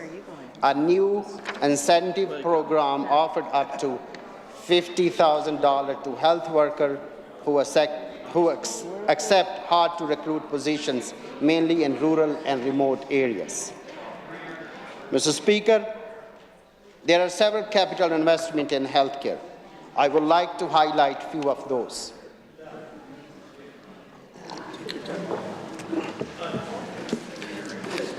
The construction has started in a new urgent care center in Regina. Construction on a new hospital in Weyburn will begin early next year. The tendering process for exception and development of Victoria Hospital in Prince Albert is moving forward. Our government understands the pressure inflation has placed on school divisions' budget. We have responded by providing $20 million to the school division to assist with the rising fuel and insurance cost. With this, the education budget has increased to more than $2 billion for the first time in Saskatchewan history. Mr. Speaker, we have continued in education capital investment with the announcement of 15 new schools. 3 are now under construction: Carrot River, Blaine Lake, and in Regina. 12 new schools are in the procurement and design stage. Mr. Speaker, our trade office worldwide help our producers reach our international customers. Saskatchewan exports 70% of what we produce. Mr. Speaker, our government has opened 10 global trade offices worldwide, including one in Mexico. And we are not stopping. We will keep promoting Saskatchewan products worldwide in international market. We have offices in Europe, Asia, United Arab Emirates. All these offices connect Saskatchewan business with customers while working to attract new investment to this province. Mr. Speaker, throughout our history, Saskatchewan has welcomed newcomers to our province. Saskatchewan has always been a place of safety and opportunity for the people escaping war, oppression, and poverty. We remember that we welcomed people from Syria, and on October 25, 2022, I had the opportunity to join Minister of Immigration, Trade and Export Development, and the member from Kenora Valley, and member from Martinsville, Warman, and member from Regina Coronation Park to welcome our Ukrainian brothers and sisters. Direct flight from Ukraine to Regina, 236 people arrived that day. I have seen the excitement on the faces of all this member was there, especially member from Martinsville and Kenora Valley, Mr. Speaker. And, for all those people came, that's from infant to the 70-year-old couple we have seen that, Mr. Speaker. One thing I would like to mention, it is a tough migration, Mr. Speaker, when you see clearly from those faces that, there is a feeling of migration leaving the hometown, although they are on a very best place, safe place, and very good opportunity, they can avail it, but at the same time having a feeling to leave their own houses from Ukraine. My family and everyone's prayer with the Ukraine, Mr. Speaker. Mr. Speaker, Saskatchewan is on a track to reach 1.2 million people by the end of 2022. Our province is the leading Canada in economic growth. In this year, in 2022, investment is flowing in the province as several major projects move ahead, creating thousands of jobs. Activity and our resources are on the upswing as a demand for potash, oil, uranium, and other key commodities increases. And Mr. Speaker, BHP is the fast-tracking development of $12 billion Jensen potash mine, the largest single investment in the history of Saskatchewan. Mr. Speaker, all other potash companies are working hard to reach the target of $9 billion export of potash, Mr. Speaker. Mr. Speaker, at the conclusion, I would like to say that in this speech from Throne, there are many reasons to be optimistic about Saskatchewan's future. People are coming to our province from around the world, looking for opportunity and better life. Our economy is expanding rapidly, powered by our world-class resources sector, our manufacturers and processors, our growing technology sectors, and the best workplace in Canada. Mr. Speaker, in prediction of food uncertainty, Saskatchewan is a reliable, indispensable supplier of food, fuel, and fertilizer to millions of people around the world. Our commitment that we ensure that our economy continue to grow, that everyone in Saskatchewan get benefit. Mr. Speaker, more people, more jobs, and more investment in important government sectors. And this is the growth that work for everyone. Mr. Speaker, God bless Saskatchewan, God bless Canada, God save the King. Thank you, Mr. Speaker.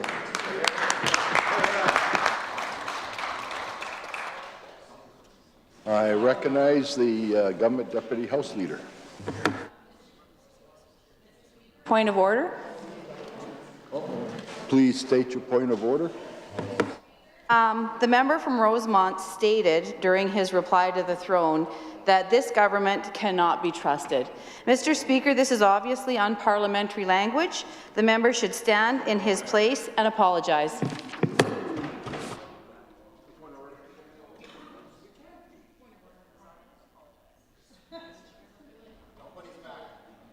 I recognize the member from Regina Rosemont. I would withdraw and apologize for that comment. I recognize the member from Regina Northeast. Hear, hear. Thank you, Mr. Speaker. It's my pleasure to rise again today to speak in support of Throne speech that was delivered to us last week. Mr. Speaker, the Throne speech laid out a strong vision for our government to inspire hope and optimism across our province. After several difficult years, we are ready to move forward beyond the pandemic and into the next great chapter of our province's story. People are moving to Saskatchewan because they see the great potential we offer. Our province grew by nearly 6,500 people in the second quarter of this year. This is the largest quarterly increase in population ever recorded. Saskatchewan is on track to reach 1.2 million people before the end of 2022. This is a 20% increase of nearly 200,000 people since our government took office in 2007. Hear, hear. With lower taxes and massive red tape reduction, Saskatchewan continues to be a global destination for workers, investors, entrepreneurs, innovators, and families. Our economy isn't just growing, it's thriving. As our Premier has stated, we have everything the world needs. With our government's commitment to removing barriers to unlock Saskatchewan's incredible economic potential, I see great advancement in our horizon. Mr. Speaker, our province is realizing growth in the potash industry, the oil and gas sector, as well as mining. Through a surge of capital investment that has flowed into our province, Saskatchewan's recovery plan is creating high-paying jobs in every corner of our province, including rural, remote, and Indigenous communities. These investments include a new potash mine, 3 canola crushing plants, and the expansion of an existing plant, Canada's first wheat straw pulp facility, a urea fertilizer plant, an oriented strand board mill, the revitalizing of the Prince Albert pulp mill, expanding and upgrading sawmills, and a new cedar manufacturing facility. To achieve continued growth and prosperity, our province depends on its production for export to the rest of the world. As one of the world's top exporters, Saskatchewan ships almost 70% of what we produce to international customers. We now have international trade offices in Mexico, the United Kingdom, the United Arab Emirates, India, Singapore, China, Vietnam, and Japan, all open to help connect Saskatchewan businesses with customers and to attract new investment into our province.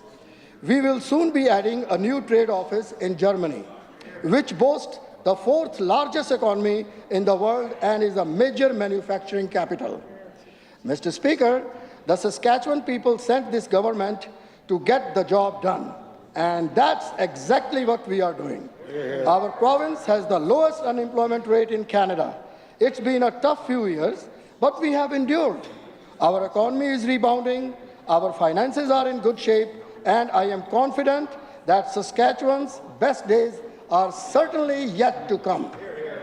The throne speech highlighted some remarkable objectives outlined in our growth plan.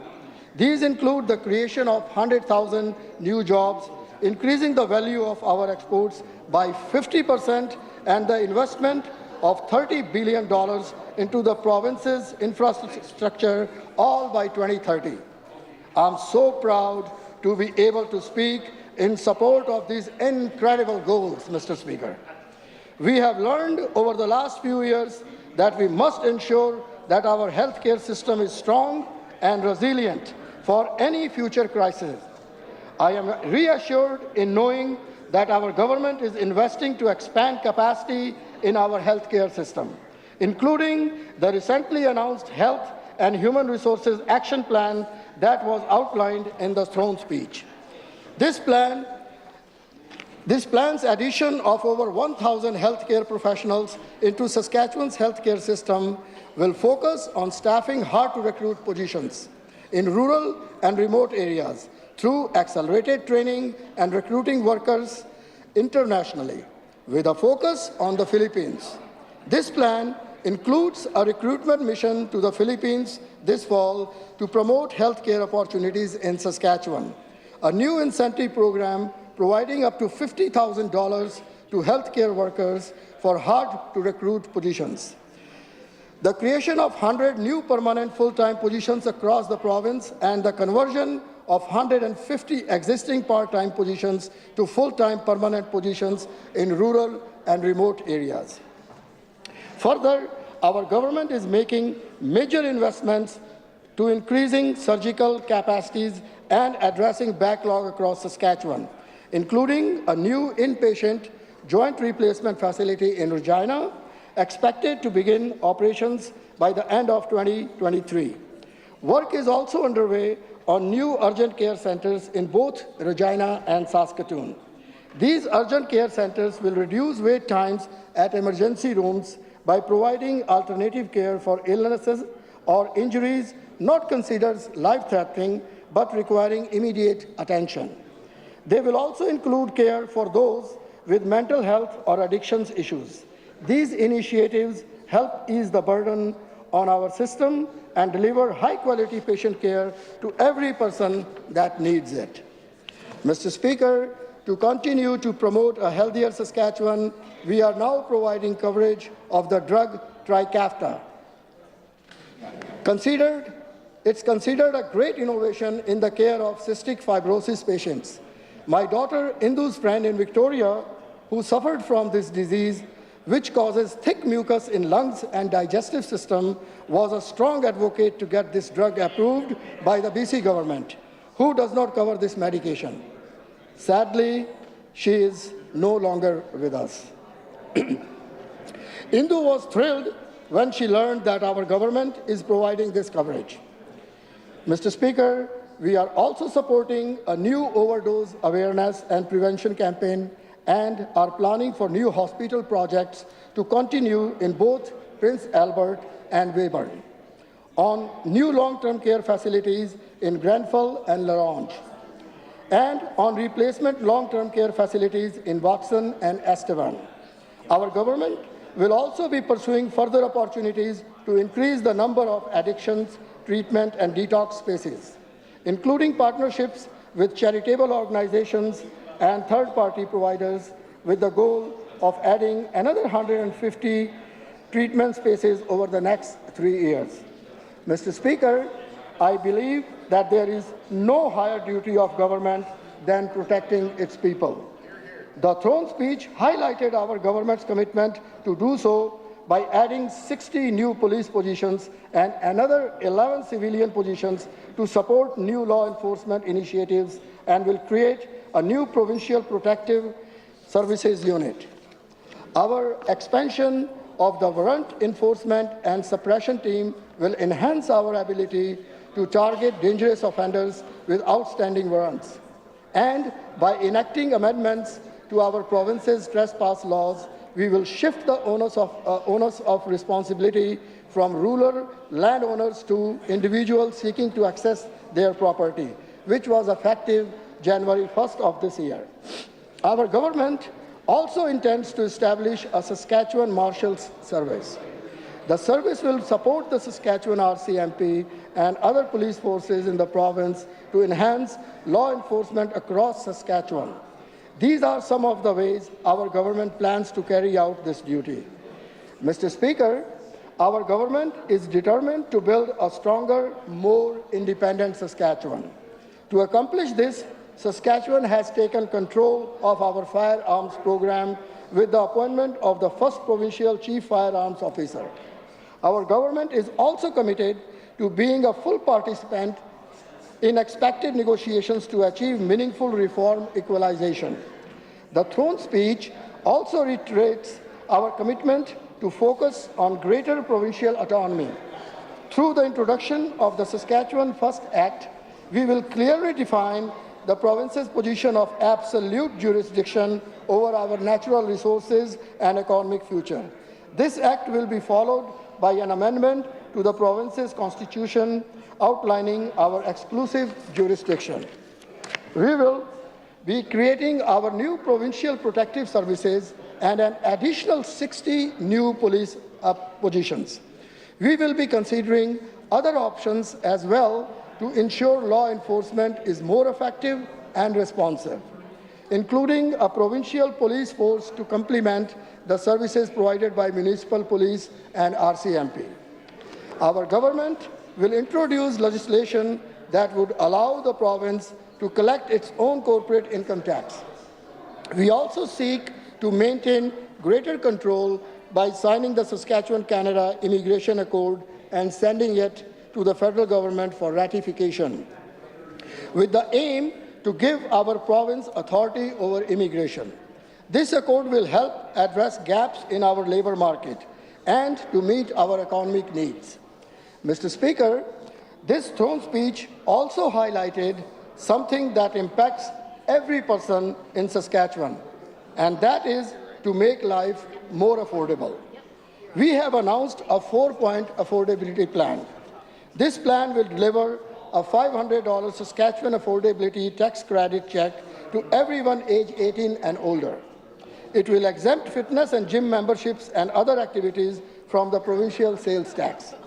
The plan will also extend the reduction of the small business tax rate.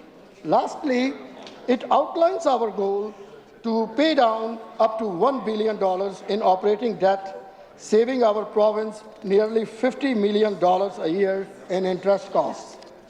Our government, in partnership with the federal government, has also reduced child care fees by an average of 70%, with a goal of reducing it to $10 a day.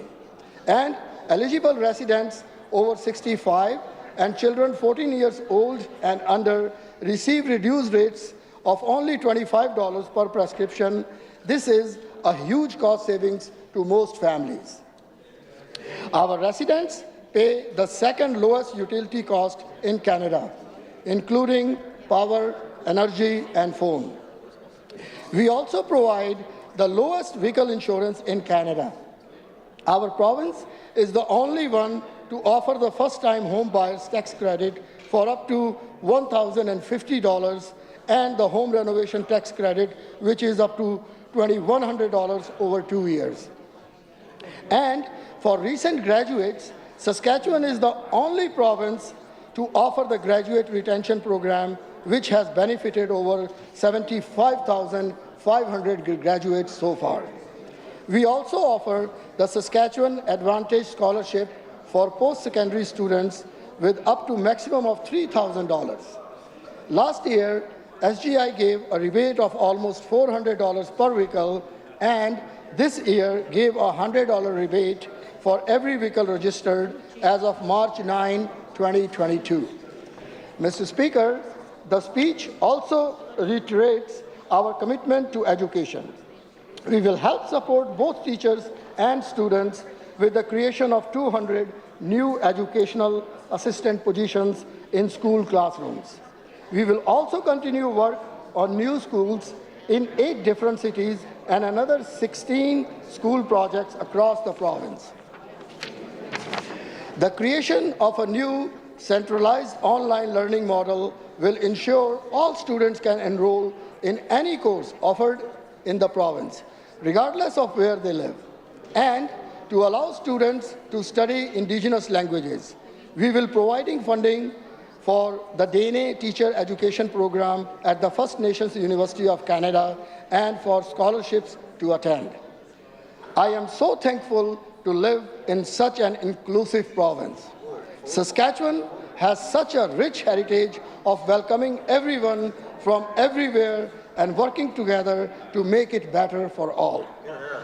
This fall, we gathered at Mosaic Stadium to celebrate Miyawasotin Day, surrounded by children, our future leaders from across the province. It was impossible not to feel the coming together of all our people, healing the past and looking forward to a brighter future. Mr. Speaker, at the Regina Fire Protection Services Fire Op training this September, I was so surprised to learn how easily the jaws of life can rip open a car to save passengers inside. We had been given the option to be an observer or a participant.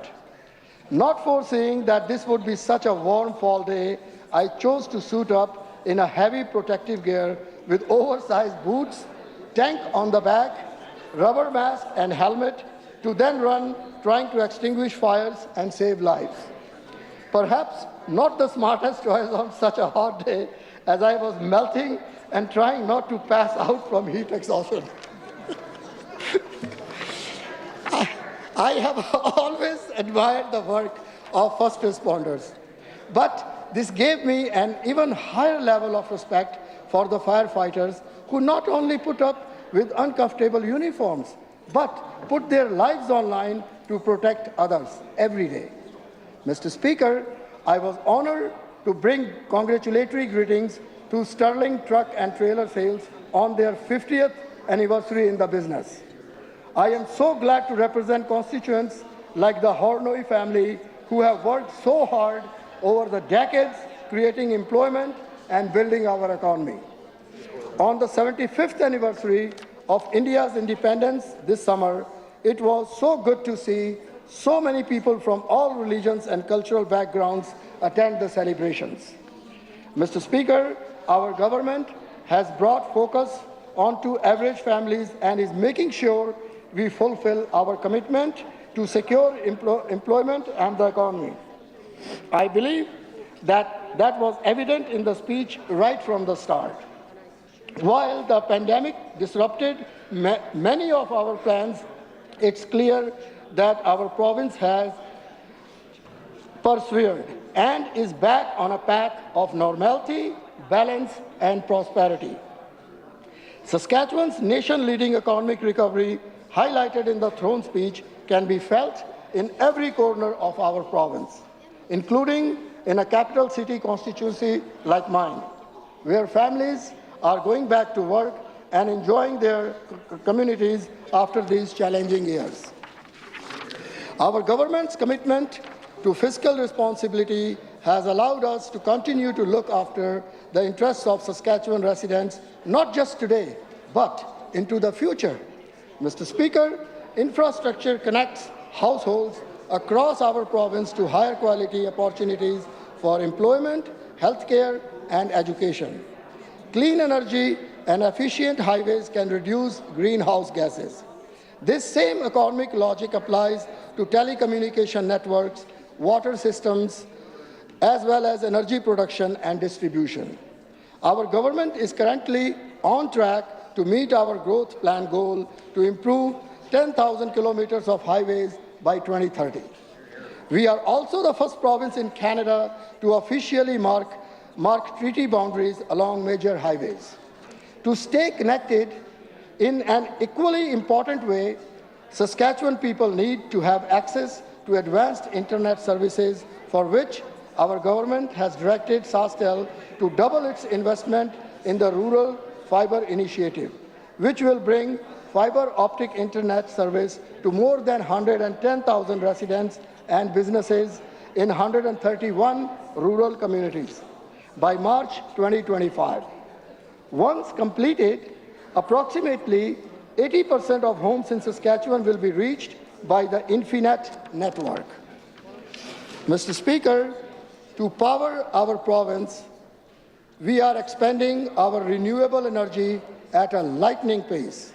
In addition to the current 680 megawatt of wind and solar generation, SaskPower will be adding another 330 megawatts in development. SaskPower also continues to expand its natural gas power generating capacity and is planning for the potential development and deployment of small modular nuclear reactors by 2029. In conclusion, Mr. Speaker, we as a government are committed to unlocking Saskatchewan's potential. I believe the throne speech delivered last week outlined a robust plan on exactly how we will achieve this. Thank you, Mr. Speaker. I recognize the member from Saskatoon, Churchill, Wildwood. Here. Thank you, Mr. Deputy Speaker. It is always an honour to rise in this House to speak on behalf of the residents of Saskatoon, Churchill, Wildwood. I am humbled by the opportunity to represent and advocate on behalf of my constituents, and I remain grateful for the trust that they continue to place in me to be their voice here in this Legislative Assembly. I would like to begin by acknowledging that the land on which we are located is Treaty 4 territory and the homeland of the Métis Nation. I make this acknowledgement to demonstrate my personal commitment to reconciliation, to pay respect to the First Nations and Métis ancestors of this land, and to recognize their histories, culture, and contributions to our province. Mr. Deputy Speaker, I recently had the opportunity to pass on my deepest condolences to the chiefs of James Smith Cree Nation in person, Chief Calvin Sanderson, Chief Wally Burns, and Chief Robert Head, over the September 4th tragedy that left 11 people dead and another 18 wounded. The unprovoked attack that occurred on James Smith Cree Nation and the nearby community of Weldon was among one of our country's country's deadliest mass murders. And what we heard from the chiefs and councils that day is it will take a long time for the community to heal. First Nations are a resilient people, and the members of James Smith have shown that resilience and that strength and have come together as a community to deal with the grief, despair, and trauma of such a horrific loss. As I read the funeral programs of many of the deceased, it brought to the forefront the suffering in the community and all the lives that are affected. The leadership of James Smith Cree Nation does not want to leave behind any of their community who are suffering. Vice Chief Alvin Mustu said in an interview, and I quote, "Right now we're knocked down, but we will get back up, and we'll get back up with pride when our community comes together," end quote. Our thoughts and prayers remain with James Smith Cree Nation. We will be there for you. I would also like to offer my condolences and pay tribute to the late Her Majesty Queen Elizabeth II after her passing on September 8th. She lived a life of dedicated service with grace and dignity and was admired as a role model for diplomacy and international relations.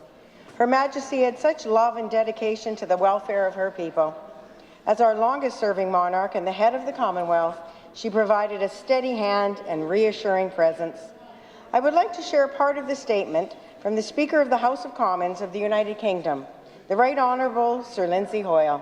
Quote, "For all of us, the Queen has been a constant presence in our lives, as familiar as a member of the family, yet one who has exercised a calm and steadying influence over our country. During her 70 years on the throne, she has given our lives a sense of equilibrium. While her reign has been marked by dramatic changes in the world, Her Majesty has maintained her unwavering devotion to the United Kingdom, the British Overseas Territories, and the Commonwealth of Nations, and her gentle authority and sound reason have been felt throughout," end quote. Now, Mr. Deputy Speaker, to another topic that has consumed our attention for the past many months, and rightly so, the war in Ukraine. It has been 8 months that the country of Ukraine has withstood the unprovoked attack from Russia that has resulted in thousands of deaths and injuries. I would like to refer to a recent pastoral letter from the Ukrainian Right Catholic Bishops of Canada. Quote, "The war in Ukraine rages on with no end in sight, claiming the lives of thousands of innocent children, men and women, with millions more on the move as refugees in search of safety, food, shelter, clothing, and medicine, in addition to the destruction of countless homes, schools, hospitals, and businesses. Ukraine and its people are in crisis. Like the Holodomor genocide or the Ukrainian famine of 1932-33, which claimed the lives of millions of people in Ukraine when the Soviet Union deliberately and methodically starved as many as 1/4 of the Ukrainian population. Today's war in Ukraine by foreign aggressors has as its intent to erase the identity and history of the Ukrainian people. These are not easy times. The entire world is ill at ease," end quote. According to the latest update from the United Nations Office of the High Commissioner for Human Rights, there have been over 6,000 killed and over 9,000 injured, that include hundreds of children. There are now more than 7 million Ukrainians displaced. Mr. Deputy Speaker, the Ukrainian people have demonstrated fierce resolve in defending their homeland from this brutal aggression and a history of oppression. Ukrainians from around the world and across our country and our province are continuing to stand with Ukraine. More than 13% of this province have Ukrainian ancestry, including my mother-in-law, Kathy Lambert.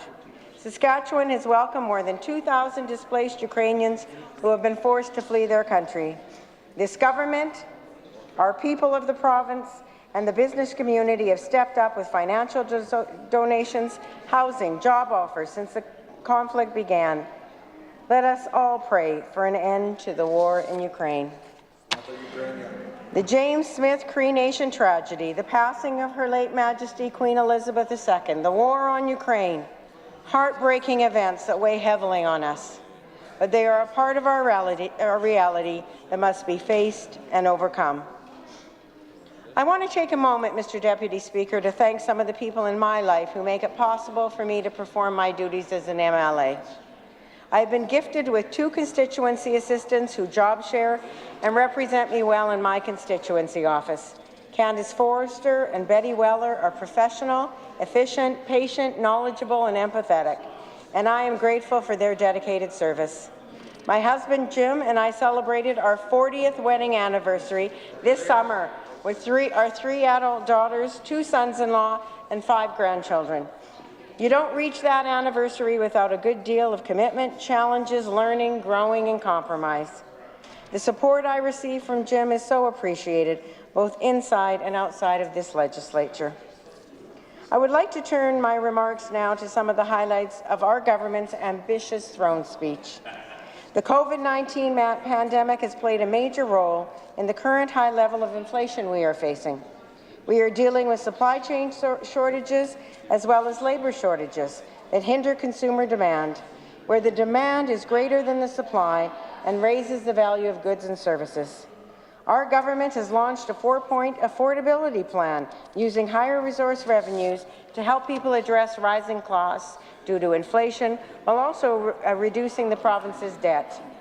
All Saskatchewan residents who are 18 years of age or older will receive that $500 affordability tax credit check this fall. We are removing fitness and gym memberships and some recreational activities from the planned October PST changes.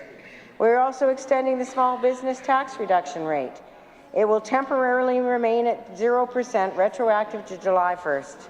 This will help the approximately 31,000 small businesses in Saskatchewan continue to recover from the pandemic. Lastly, we are retiring up to $1 billion in operating debt, saving an estimated $49 million in interest costs, and allowing us to invest more right here in this province. Helping Saskatchewan people through a time of higher costs while retiring debt strikes the right balance and helps our province move forward. That is growth that works for everyone. Mr. Deputy Speaker, I have the good fortune of representing a high density of older adults in my constituency. In fact, the highest in the province.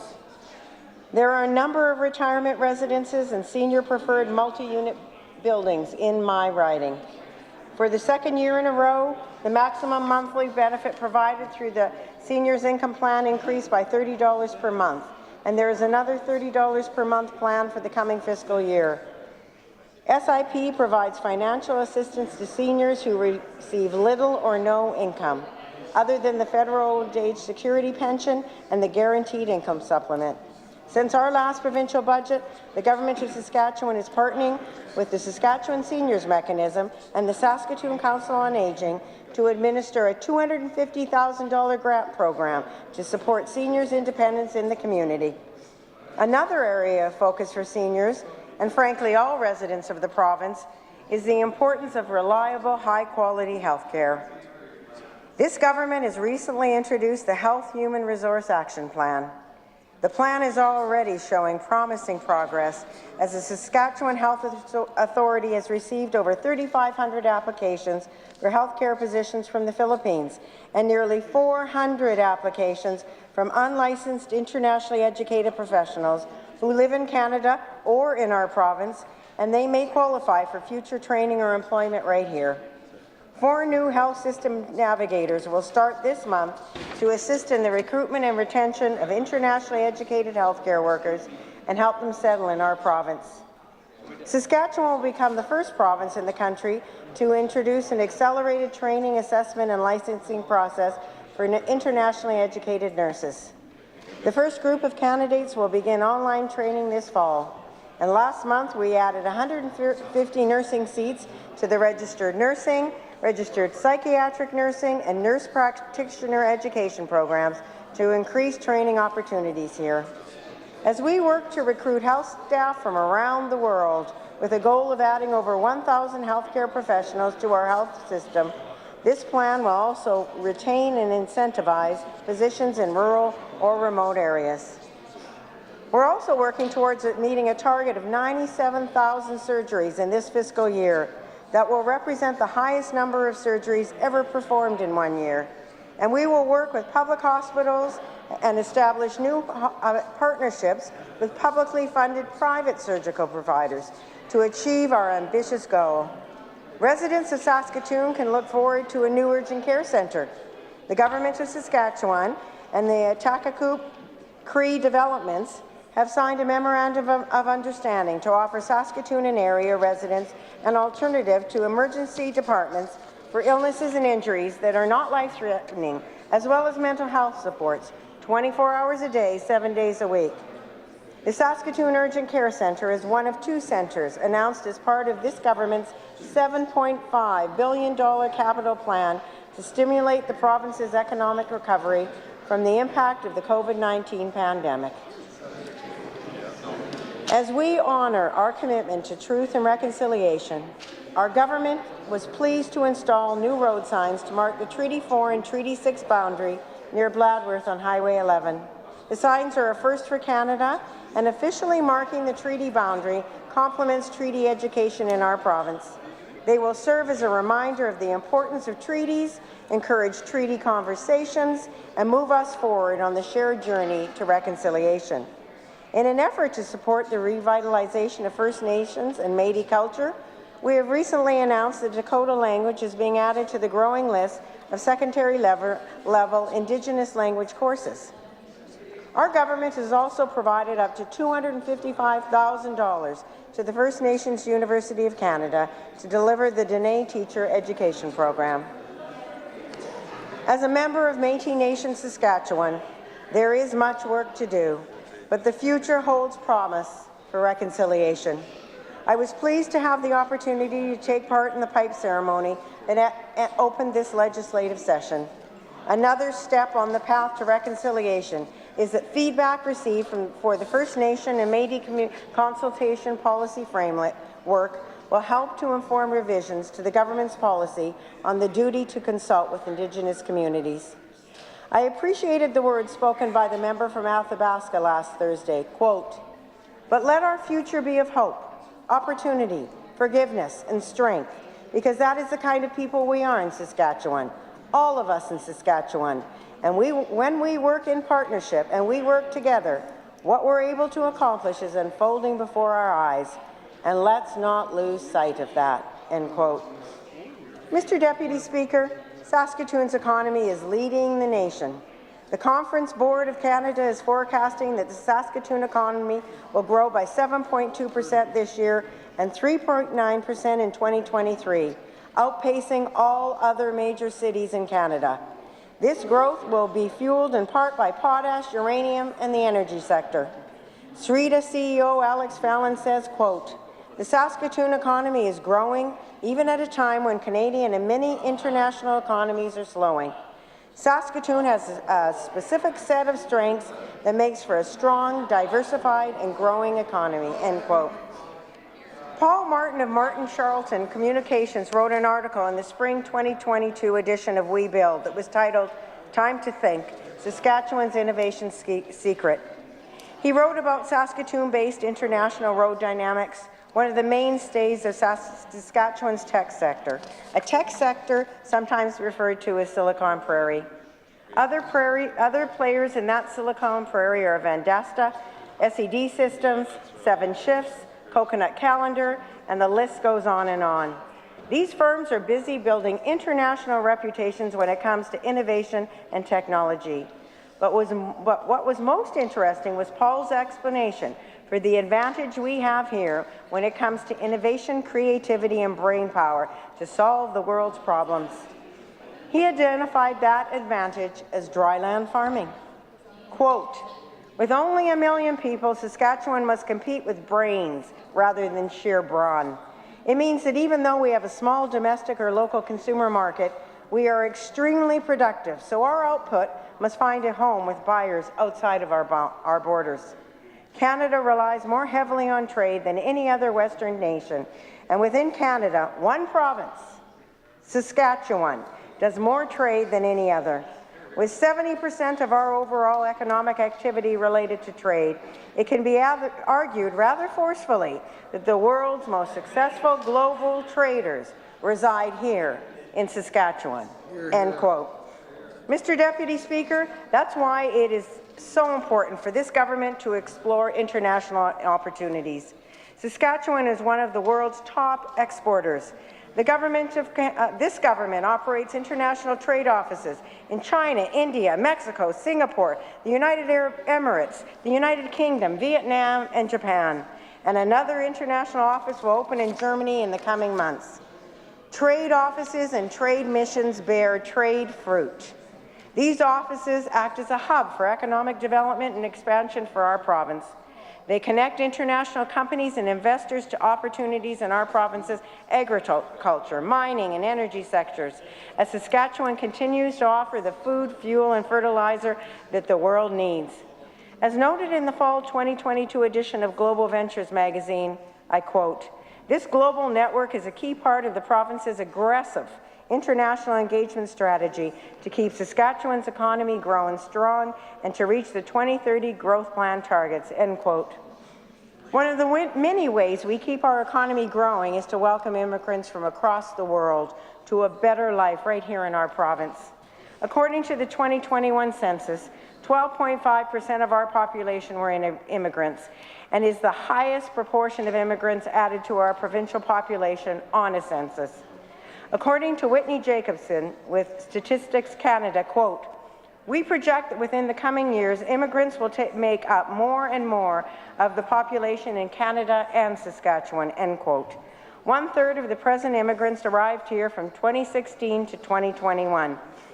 To address the growth in immigration, we need more autonomy and more flexibility, and this government will move ahead with the Saskatchewan-Canada Immigration Accord. Mr. Deputy Speaker, I recently read a quote in the Reader's Digest magazine by Tommy Douglas, former NDP Premier of Saskatchewan. Quote, "Canada is like an old cow. The West feeds it, Ontario and Quebec milk it, and you can well imagine what it's doing in the Maritimes," end quote. Well, it looks like things haven't changed too much in 7 decades. There are federal government policies that are damaging to our province, and we will defend and protect our economic future. We want a stronger Saskatchewan in a stronger Confederation. It's time to milk the old cow we feed, and we will share that abundance, that growth with everyone in this province. I'd like to end today with words that were written in a column by my good friend Rod Andrews, retired Anglican Bishop of Saskatoon, in the Country Guide, April 2022 edition. Quote, "There are moments in each of our lives, things that happen, people we meet, places we go, that we remember. Some of those experiences define forever who we are. At the time, they may seem strange, and we wonder what they are all about. It is as if a wind starts to blow, and we feel the touch on ourselves from somewhere else. There are other moments in our lives that cripple and break our spirits, loss of a job, sickness, divorce, death. We are tempted to say, that's it, I can never be the same again. Possibly, but the good news is there are other moments that, if we seize the opportunity, have the power to lift us up from despair to hope and possibility," end quote. Mr. Deputy Speaker, may we choose those moments that will lift us up, where hope and possibility prevail. As Saskatchewan stands poised to lead the nation in economic growth this year and next, and with the lowest unemployment rate in the country, we have much to celebrate and be grateful for. At a time of uncertainty and unease in our world, Saskatchewan will step up and continue to deliver what the world needs. May God continue to bless Saskatchewan. I will be supporting the motion moved by the member from Walsh-Acres and seconded by the member from Athabasca. I will not be supporting the amendment. Thank you.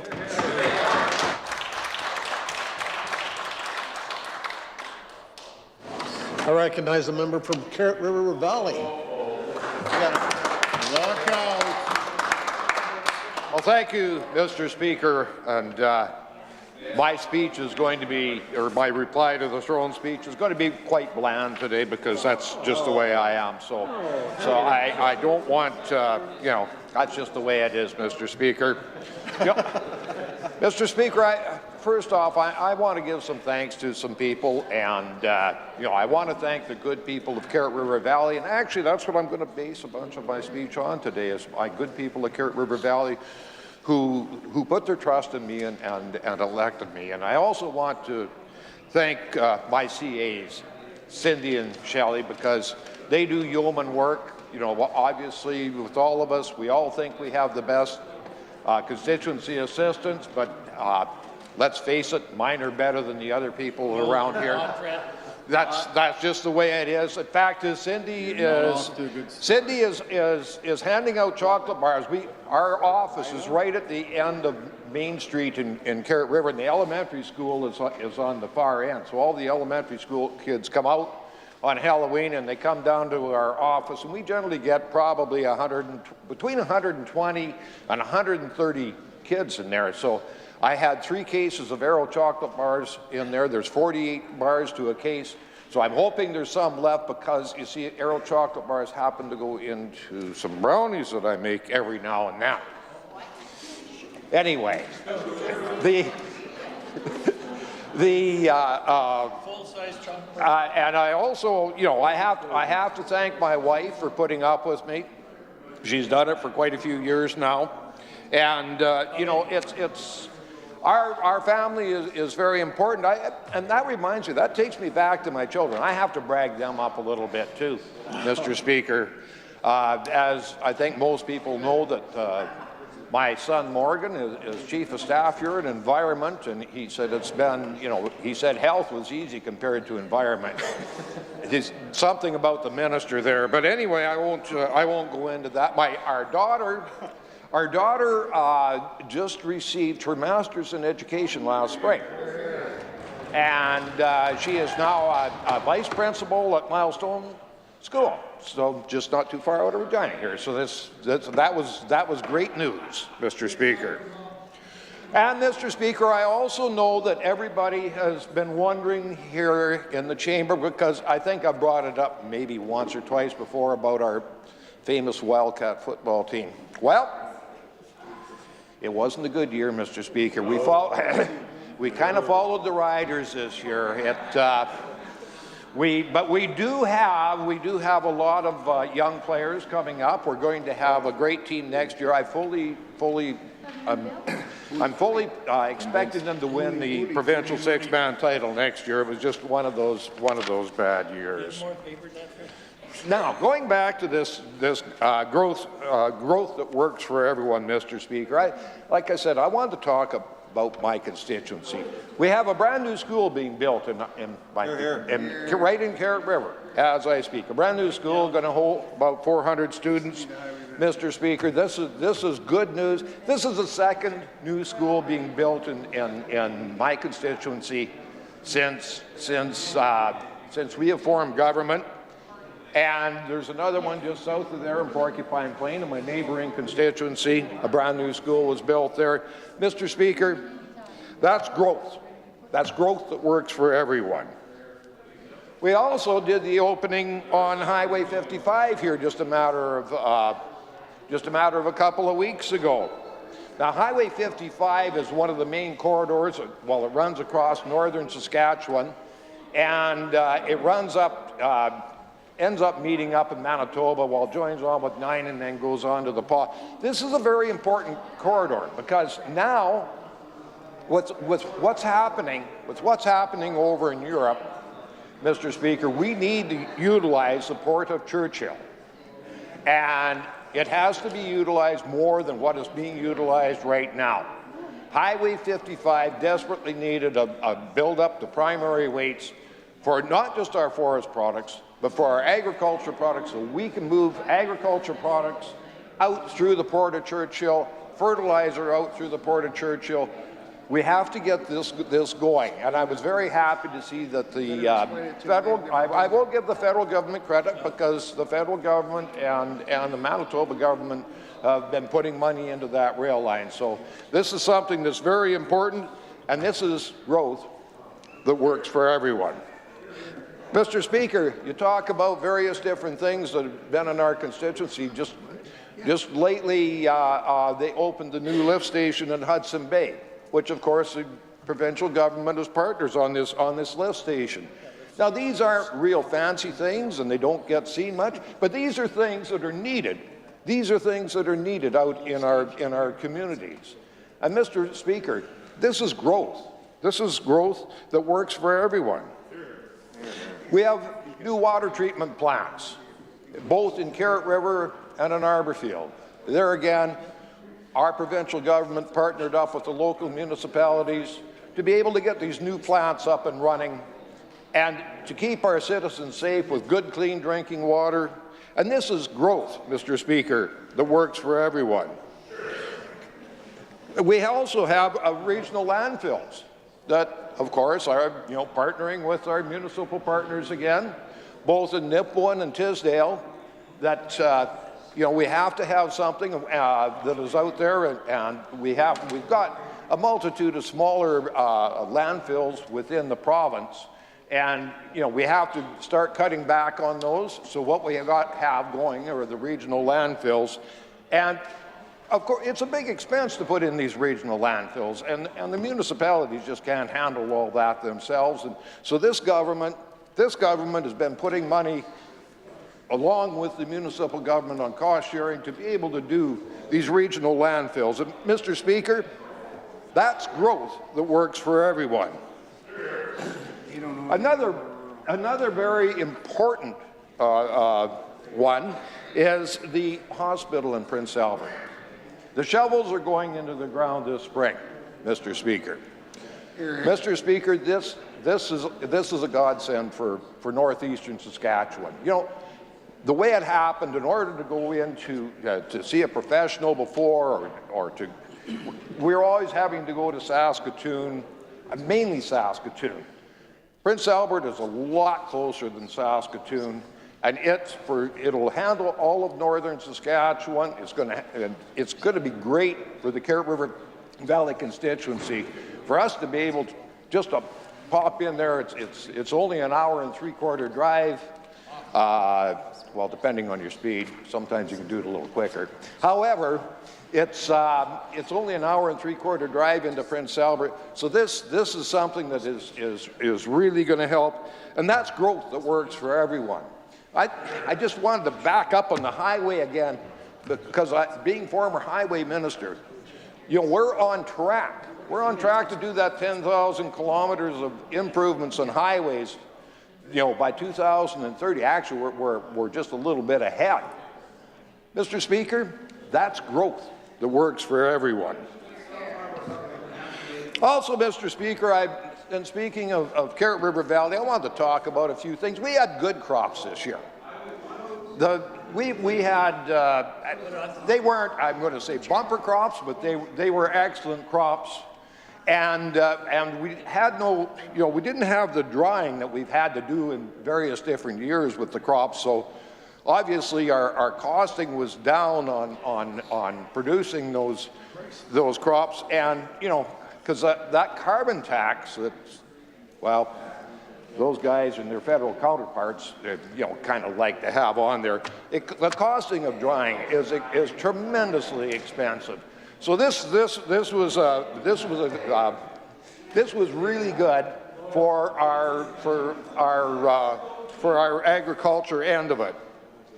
Mr. Speaker, we also have Dunkley Lumber up in Carrot River, who puts great faith. Who put great faith into moving here from Saskatchewan. It's an outfit out of British Columbia, and they saw Saskatchewan as a place to be.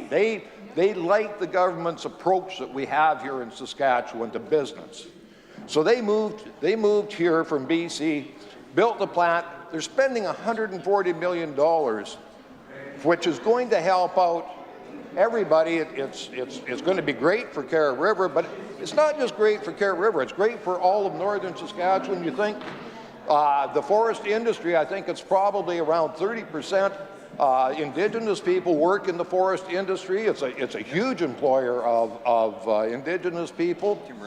This is something that is going to be good for all of Saskatchewan, and it's going to be good for all of Canada, because of course all this stuff that I'm talking about is exported, Mr. Speaker. So this is good news for not just Carrot River, not just Carrot River Valley. It's good for all of Saskatchewan, and that's growth, Mr. Speaker, that works for everyone.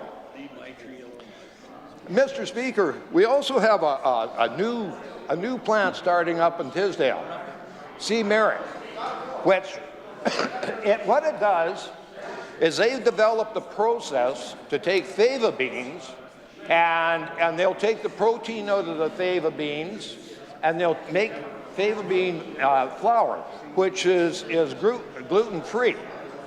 Now this, they've got a big market in Europe and in Canada, Mr. Speaker, and I was there to their opening, and actually I got some of the flour from them to make, and I made them a tray of brownies with their flour.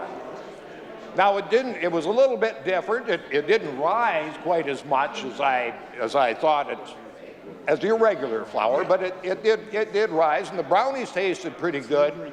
And you know, since it was made from beans, I was just a little curious, but I found out that really you didn't pass any more gas on, you know, with those brownies than the regular ones.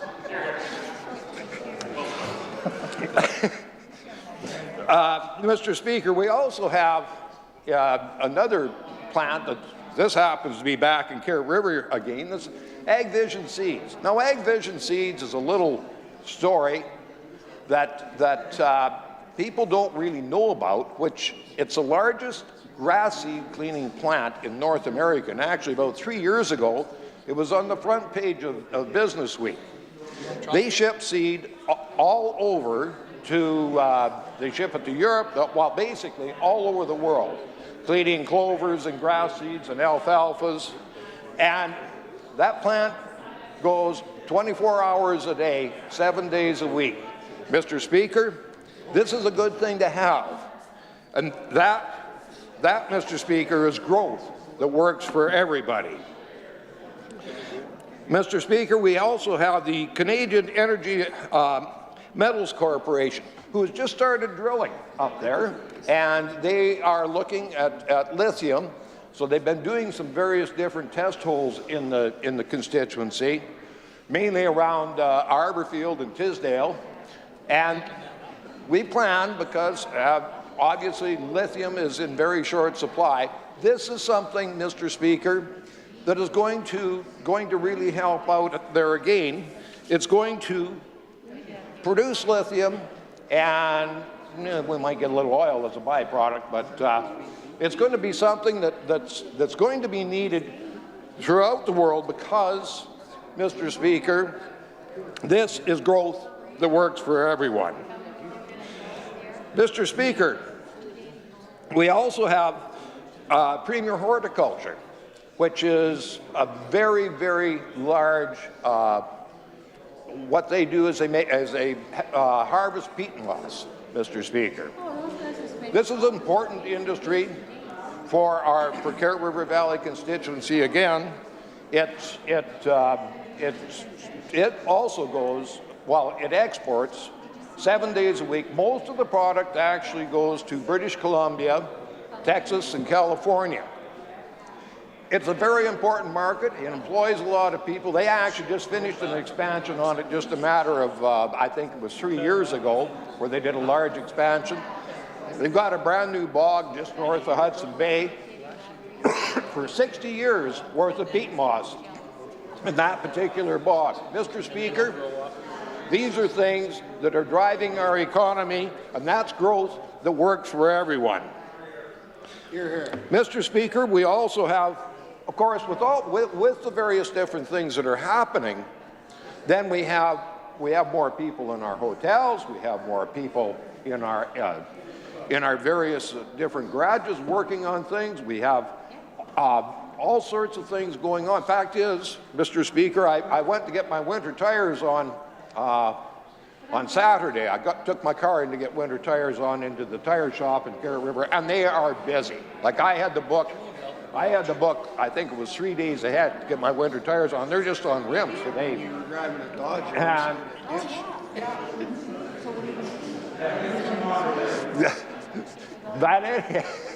But anyway, I was a little surprised, Mr. Speaker, that when I was in there, they have a new employee, a new Ukrainian employee, a fellow who just came over from the Ukraine.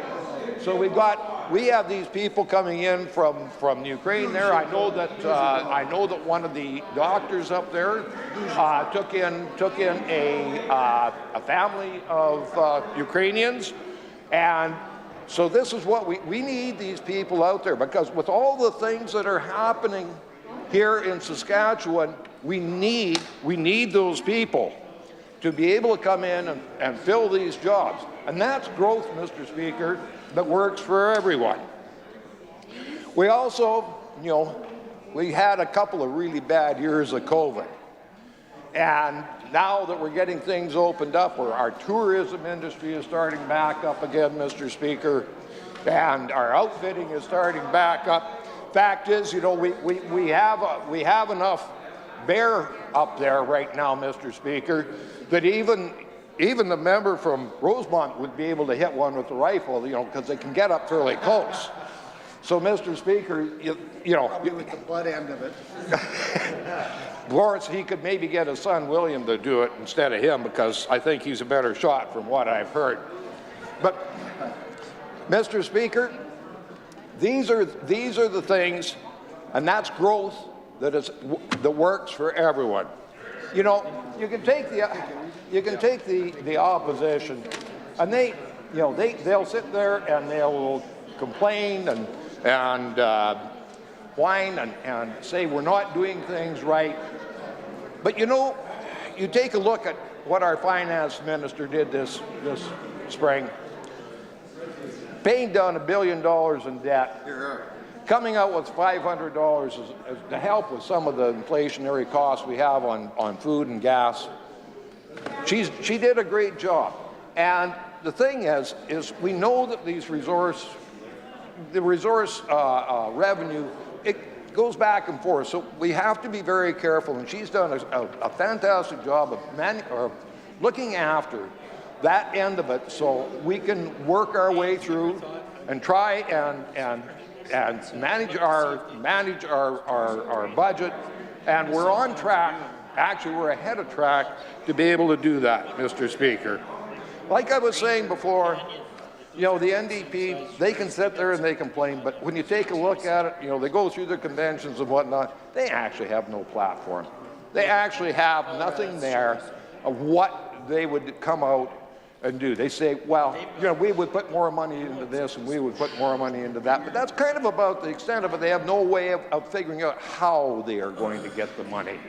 That's the difference between this side and that side. And Mr. Speaker, these companies put faith in the people that are sitting on this side of the chamber, and I hope that we will continue to do that. And under the leadership that we have, I know that that's going to continue. So, Mr. Speaker, in closing, I guess I've kind of used up my time here. I will not support the amendment, and I will be supporting the speech from the throne, growth that works for everybody. God bless Saskatchewan. God bless Canada. And one more thing at this time of the year, Mr. Speaker, we've got to thank our veterans. God bless our veterans. Thank you.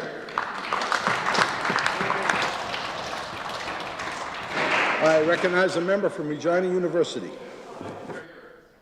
Why, thank you, Mr. Speaker. Perhaps before I begin, I'll start with the niceties. I want to, of course, take the opportunity to thank my family.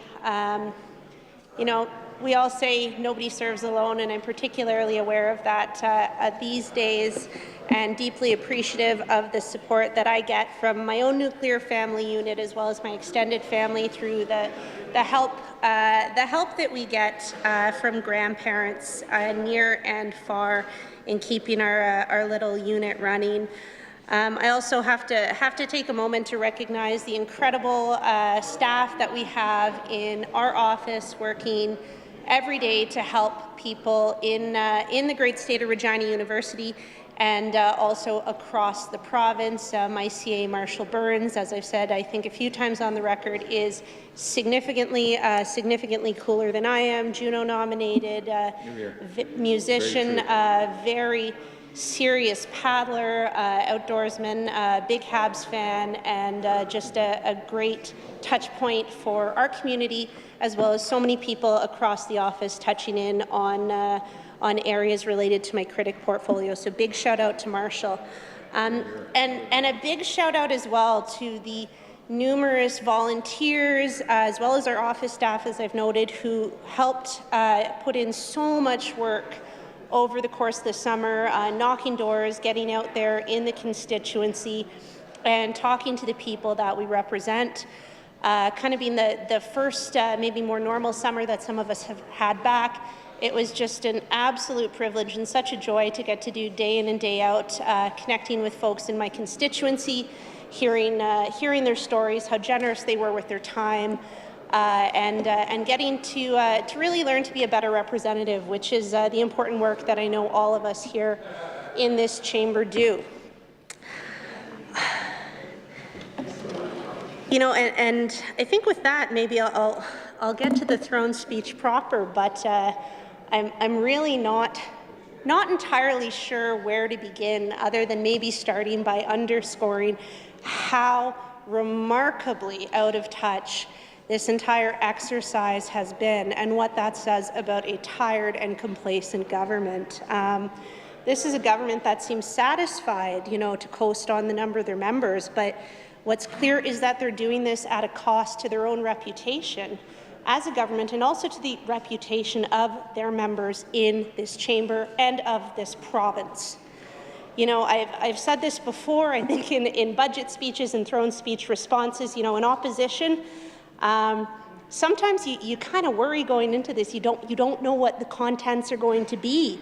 And I know I've sat here and thought, gosh, like, what are they going to do? Are they going to put some of that Alberta money to good work and use that influence to actually do something popular and thoughtful for the province?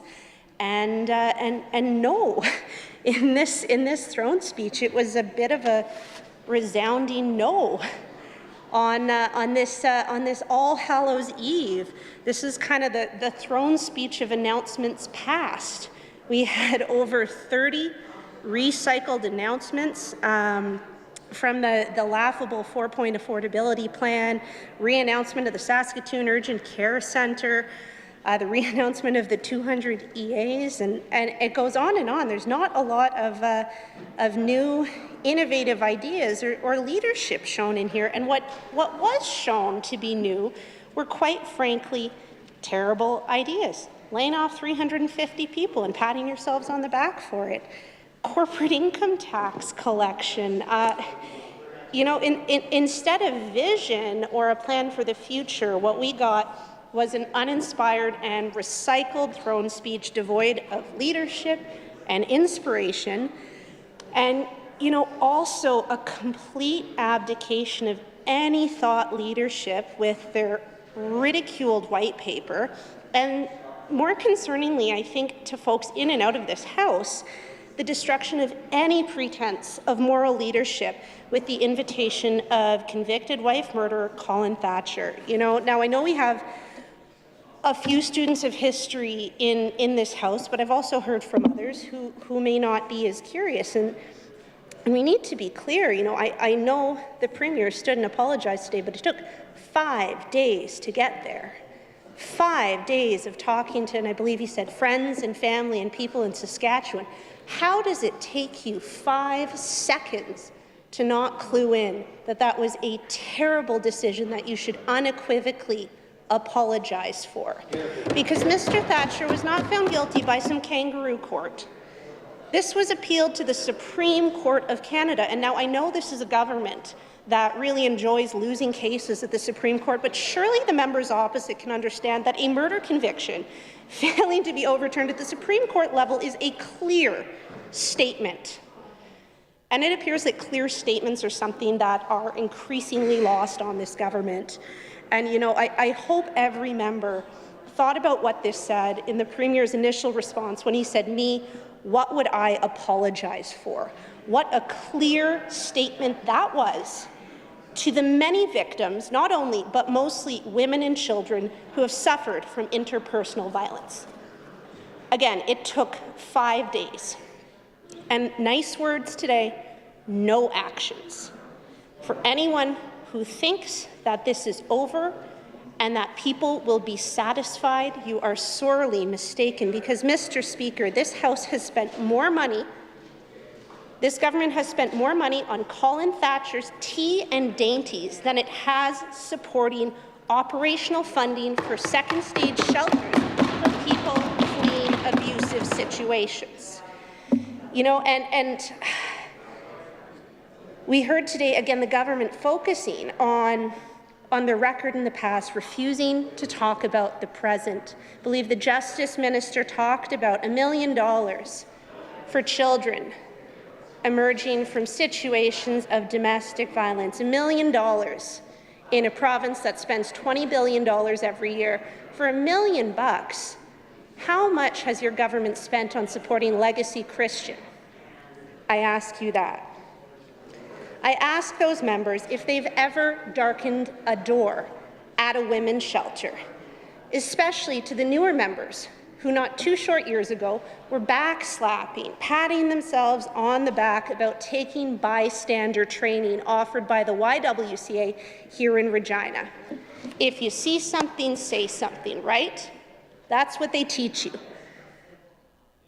I'm sure these are some of the same members who will stand up and say very moving things on December 6th. You know, to those folks who maybe think they're the progressives amongst the progressive conservatives, your neighbours and your friends see you, and they see your silence. My leader was running a women's shelter. My leader has sat with beaten women, with women who have lost family, lost babies to domestic violence. That is real strength, and that is truly standing up for Saskatchewan. It doesn't take 5 days to figure that out. And you know, this is reverberated across the province and across the world. Not a single person has defended this except for members on that side. That Premier, his members, and his correction minister, who clearly doesn't understand the justice system in a way that is evident and deeply, deeply concerning to all. You know, I'll take the opportunity, Mr. Speaker, to read a couple choice quotes from an editorial from Sachi Curl, national columnist, former political reporter and leader of the Angus Reid Institute, who said, and I quote, "Worse, however, have been the diffidence and nonchalance of the government on whose watch this miscarriage of common sense and affront to justice occurred." She goes on. Not to be outdone, Public Safety Minister Christine Tell told reporters on the day of the event, "It doesn't matter. He has a right to be here like anyone else. He is a free citizen." No, Ms. Tell, it does matter. It matters very, very much. And he's not free. Sentenced to life, Thatcher is on parole until he dies. Your words are weapons, Ms. Tell, wounding every victim of domestic violence. It is hard to know how to feel safe in Saskatchewan with you as Public Safety Minister. And what should be concerning to all of us is not just how thoroughly eviscerated those choices have been, but also to members opposite, the fact that your colleague was prepped for that interview. That should be of grave concern to every member on that side doing media or carrying water for their out-of-touch and unapologetically divisive leadership. Because this damages us here in Saskatchewan, the victims, the people in this province, the people doing the good work day in and day out, and it also damages our reputation nationally and internationally.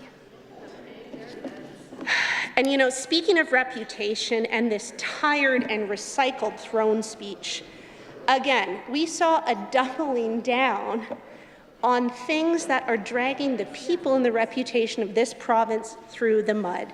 And I'm talking now, you know, about their separation agenda, which was outlined in an utterly laughable way. You know, speaking of laughter, I heard the member from Walsh Acres, you know, who thinks he's a funny guy in his response to the throne speech. I think he was trying to talk about the economy. And he, you know, we are an export-based economy, certainly. 70% of what we produce here heads across our borders. Our supply chains, our producers, our innovators, our manufacturers, our reputation. That is everything to us here in Saskatchewan. And, you know, so that member from Walsh Acres, I believe he was quoting the Premier. And I've got Hansard here, and it says, "We're a province of traders." And, you know, I look at that and I think, gosh, is that what the member from Lumsden Morse heard when he said on his summer tour? Because honestly, I'd really encourage him and his buddy, the Wexiteer, to check the spelling on that one. Because during a war, during the worst economic crisis of a generation, this government has spent time, money, and political capital on the Alan Kirpin comeback tour, and I don't even know what to call it, the Lumsden Morse Moe Economic Manifesto, because let's be clear, Saskatchewan has a proud and remarkable history of contributing to provincial rights across this country. And you know, these folks, they don't care to contribute to a proud history or a stable future. Their throne speech agenda, in fact, outlines some pretty underwhelming actions. You know, let's start with the legislation, and I'm not a lawyer, Mr. Speaker, but my understanding is the pieces of the Constitution that this government wants to restate in provincial legislation potentially are pieces of the Constitution crafted carefully and diligently by former NDP premiers Alan Blakeney and Roy Romano. And I mean, if this government wants to use their throne speech and House agenda to highlight the work of New Democrats in standing up for provincial rights, I mean, power to them, but it seems passing strange to me. Because, you know, with their 4 points outlined, and I guess between healthcare and separation, 4 points is about all that they can keep track of. Outside of this, in a provincial police force by another name reporting to a minister whose lack of awareness is well documented, the main substantive action for really making Saskatchewan more economically independent and autonomous seems to be creating, and I'll use the term loosely, the opportunity for Saskatchewan businesses and industry to file corporate income tax twice. So the details on this are pretty scarce at this point, but you know, 3 questions I think that are important to ask is this going to make things more complicated or expensive for business if they have to deal with 2 tax systems, one federal, one provincial? Does it make it more complicated for foreign companies, that investment, and investors? Does it make it more complicated for them to invest in a province when it uses a unique tax system, and it's also quite a small province with some of the least competitive power rates in the country? You know, and again, I'd ask, kind of in a restatement of the first question, actually, is this going to make it more complicated and more expensive for small business owners? And the feedback from folks in the know out there is a resounding yes on all 3 questions. So, growth that works for everybody, creating more economic autonomy for the province of Saskatchewan, to this government, their priority seems to be those of us who run small businesses now paying our service providers potentially twice to file 2 sets of corporate income taxes, to file with the feds and to file with Saskatchewan. And their growth that works for everybody is eliminating 350 SLGA jobs across Saskatchewan and potentially replacing them with what? Tax collectors in Regina? I mean, this is what the people want to know, Mr. Speaker. It really seems like drawing a line is less of a line and more of a, I don't know, a spirograph? In a summer with a generational cost of living crisis, when people are struggling to put gas in their car to get to work, when people are struggling to keep the lights on because they're being cut off left, right, and centre by this government, they wasted the summer with the member for Lumsden Morse and the former Wexit leader being paid with caucus dollars, by their own admission, to travel the province and look for a solution. No attention to the affordability crisis, no plan, no action, just more money spent on Colin Thatcher than on shelters, and more money being spent on a summer separation tour than on a generational cost of living crisis. And what's emerged from that? A plan to collect taxes twice? What kind of Conservatives do we have in this province, Mr. Speaker? There's no mention of Indigenous people, no mention of treaty rights. The Premier can't name a single First Nation or heck Indigenous person who was consulted. And this is a Premier who wouldn't walk across the lawn to meet with Tristan DeRoche, but invited a convicted wife murderer into the building for tea. You know, calling it provincial consultation when they didn't consult any further north than Paradise Hill, like what did actually result from this summer separation tour, the Lumsden Morris Moe Manifesto? It's been utter condemnation, and not just from me having fun in a response to the throne speech, Mr. Speaker, not just from me. It has been condemnation from people across the country, not just economists in Alberta, and economists who called this insane and completely uncredible, but from Conservatives so conservative that they were Deputy Chief of Staff to former Prime Minister Harper. And again, Mr. Speaker, you know, I do not have enough arrows in my quiver for all the things I want to talk about, so I think I will leave it to Howard Anglin. And I'll really start with some of the high or low points here. And I quote, "Drawing the line is a new low in political communications in Canada. It is doubtful that any government in the history of Confederation, federal, provincial, or municipal, has published something so badly written." He goes on, "The text is not so much spoiled by errors as composed of them, and the run-on sentences meander more than the South Saskatchewan River."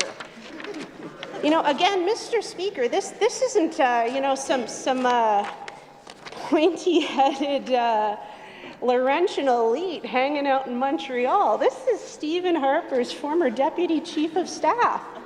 And he goes on, "At times the report reads like the original draft in Finnish was run through Google Translate, and at other times it barely reads at all." He continues, "If the government of Saskatchewan wants its ideas to be taken seriously, it should start by expressing them in something more than pidgin English." Like, Mr. Speaker, I don't think anybody can be meaner or more accurate than Howard Anglin. And that level of condemnation and critique is universal. There's not a single credible economist, political commentator who looked at that and said, gee, there are some great solutions for a province. And you know, I suppose it doesn't matter to the members opposite, but it matters a whole lot to the people of the province. It matters a whole lot to small business owners, to families, to people trying to build lives and invest their time, their memories, and their money here. They do not want their province to be the laughingstock of the country, or, speaking to the more recent Colin Thatcher absolute fiasco, they don't want their province to be a global pariah. With all your trade offices, when was the last time you made The Guardian for a good reason? Still waiting, never? But no matter. This government, they've outlined their agenda, they've outlined their priorities, firing 350 people in profitable stores across the province. You know, and I ask, what's the plan to replace those 10 jobs in La Ronge? And, you know, we heard the minister take to her feet and talk about how, you know, we can't afford to invest in some of these stores. You know, it's too costly to invest in, you know, refurbishing or bringing them up to snuff, to where they should be to compete. And Mr. Speaker, this is a government that just spent $170 million renovating SAS Power's head office, $7.5 million renovating the SAS Power offices on Powerhouse Drive, $67 million on the SAS Power building at the Global Transportation Hub, another $18 million in renovations, and a $4.5 million purchase price for another SaskPower office building on Scar Street. A grand total of $267 million on office renos, and that small part of it, $4.5 million, on a building purchase here in Regina. Now, that's not in the history of this government. We could go back to the Sky Palace they were planning on building, but this is just between 2019 and today. And who knows, maybe costs have gone up, but they managed to find $250 million to invest in office space for SaskPower. I know some of that was for asbestos remediation. That's good work. But you can find $267 million for office space renovations, and you can't, shuffle through the couch cushions and dig out some change to actually help profitable government crowns stay profitable. This is a government whose growth plan, whose growth that works for everyone, is killing jobs instead of creating them. And it's not just crowns, it's small businesses. They are pleading with the government. The CFIB is pleading with this government, and I quote, just 42% have returned to making normal sales, and the majority are still facing significant debt, supply chain challenges, and the pressure of inflation. At the same time, they're dealing with multiple added costs that will be piled on Saskatchewan small business owners this year, with the reintroduction of the business corporate tax rate, which I know is going away, but 0% of zero is still zero, increases to the minimum wage, WCB premiums and SaskPower rates, and the expansion of the PST to include admission and recreation fees. Shameful. This is a government that is actively making things worse. People are leaving, second last in population growth and retention. And, in case you're being spun internally, to the members, at least pretending to pay attention, let's use a metaphor. If you're at war and you're throwing yourself a parade because you've got the highest number of recruits, but you've also sustained the highest number of losses, guess what? You're probably not winning. This is a government who talks about wanting more control over immigration. They want to be like Quebec. Well, we've had months to find out what does that actually mean. Because looking at the Quebec immigration system, the key feature, the key differential is that Quebec is actually able to screen their own immigrants. So, my question, Mr. Speaker, to this government is, what do you want to screen immigrants for when you can't even screen invited guests to the throne speech? Maybe don't focus on greater control. Maybe focus on keeping the people that you have here, because again, we have one of the worst retention rates in Canada. People are coming and people are leaving. Families, farms, small businesses, big businesses are clamoring for relief from the skyrocketing power and heating costs. Families will be paying 8% more in perpetuity. And aside from the privatization of jobs and power production, and no acknowledgement of the inflationary pressures that households are facing, and members, a high-flying finance minister, they might be able to shrug off an extra $20 here or there for people, or maybe like the Premier say, hey, it's just a couple bucks in gas, right? But families are struggling. And heck, for big businesses like those cited by the member for Carrot River, they are paying hundreds and hundreds of thousands of dollars more every year to operate in Saskatchewan.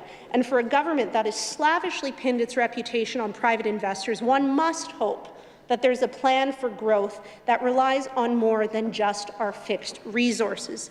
Because like the 10,000 young people who have left this province under that Premier's watch, we cannot afford to have employers fleeing for more stable and less chaotic pastures. So, Mr. Speaker, I think I'll wrap up. I've probably really blown my load here, and aside from the complete abdication of moral leadership, the complete abandonment of conservative principles. I mean, Mr. Speaker, they've tripled the debt, they haven't balanced a budget, and they can't get a dime out the door in affordability relief to Saskatchewan people, all the while food, fuel, and fixed costs are going sky high. I think it is safe to say I will not be supporting any of the principles, if one can call them that, outlined in this speech from the throne. And of course, I will be supporting the amendment by my good friend and colleague, the member from Saskatoon Fairview. Hear, hear, hear, hear, hear. Recognize the member from Calvington-Wadena. Thank you, Mr. Speaker. It's a privilege to rise again today and speak to the speech from the throne. It's a bit of a challenge, obviously, to follow that. The hatred, or I'm not sure what word to use, but the disdain that the people opposite have for the people of Saskatchewan, for our economy, for the work that's going on by private sector, for the work that's going on by investors to really grow the economy, to build the economy, to really move Saskatchewan forward. And the words from the member from Rosemont and the member from Regina University, I sometimes think I actually live in a different province than they do. And I frankly, I struggle to understand how you can get up in the morning, every single morning, with such a vicious hatred for this province, and you look in the mirror and you figure out how are you going to talk down the province today. I don't understand that. I don't understand how you can get up every single morning and figure out how you're going to talk down the province.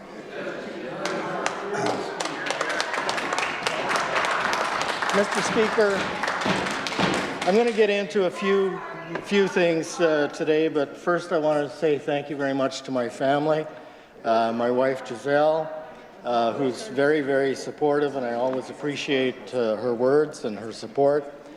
We have 3 children, and unfortunately, they don't live in Saskatchewan. We're working on them. We're constantly working on them, but they were all born outside of Saskatchewan. Our oldest daughter, Angela, is married, lives on Vancouver Island, but she is a hazardous waste manager north of Edmonton and is doing exceptionally well. And we're very, very proud of Angela. Eric and his fiancée, our middle son, live in Coquitlam, and he is a audio-video tech sales manager in the hotel and convention industry, and they have blessed us with 2 grandchildren, the youngest of which was just born about 5 months ago, and we happened to be there just at that very moment, and so we were very proud to welcome our second grandchild home. And our youngest, Mitchell, lives in Calgary and works for Greg Distributors and is doing exceptionally well as a regional manager in his role there, and we're so proud of the work that all 3 of them are doing. I want to thank my constituency assistant, Chris, who does an exceptional job working with the constituents of Calvington-Wadena. She has a heart of gold. She's a great listener.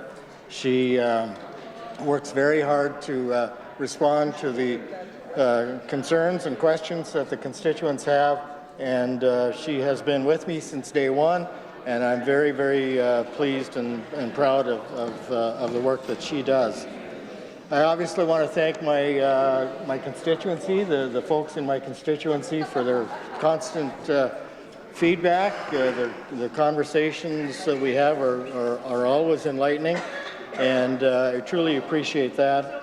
And obviously, I want to thank my executive for the work that they do to support the constituency. Mr. Speaker, we have had an opportunity this summer, and the first in a couple of years, to actually go out and engage with our communities, and each and every one of us on this side of the House was out across the province speaking to all of the constituents across the province. And I had a particular opportunity this summer to work with the Premier on a tour of the constituency, and we stopped and visited a number of businesses. We met with municipal leaders, and we met with a variety of citizens. across the province and stopped in at some new businesses in the community in the communities, and we also had a public forum that we invited the population of the constituency to attend, and it was an extremely good, proactive engagement with our constituency, and it went very, very well. A lot of feedback on a lot of issues and opportunities within the constituency, and I truly want to say thank you again to my constituents who came out and engaged with the Premier and myself, and it was a tremendous opportunity. I want to talk just for a second about one of the things that is probably a little less known about our role as MLAs, but we have an opportunity all the time to engage with stakeholder groups. And we do that through a variety of mechanisms, whether it's through committee work, obviously through our constituency offices. We engage in meetings with municipal leaders or with CBOs across the province, and those elements of feedback are always brought together in our work with the ministries, and I think gives us an awful lot of opportunity to share the questions and concerns of constituents, but also the opportunities that are out there. And I think we lose sight far too often of those opportunities that are constantly being brought forward by the folks in our constituency. So, Mr. Speaker, the theme of the throne speech is growth that works for everyone. And I want to talk just a little bit about a couple of things. The reality is that Saskatchewan, the province, is moving forward at a record pace. We've had record investments by private sector business in this province in the last year.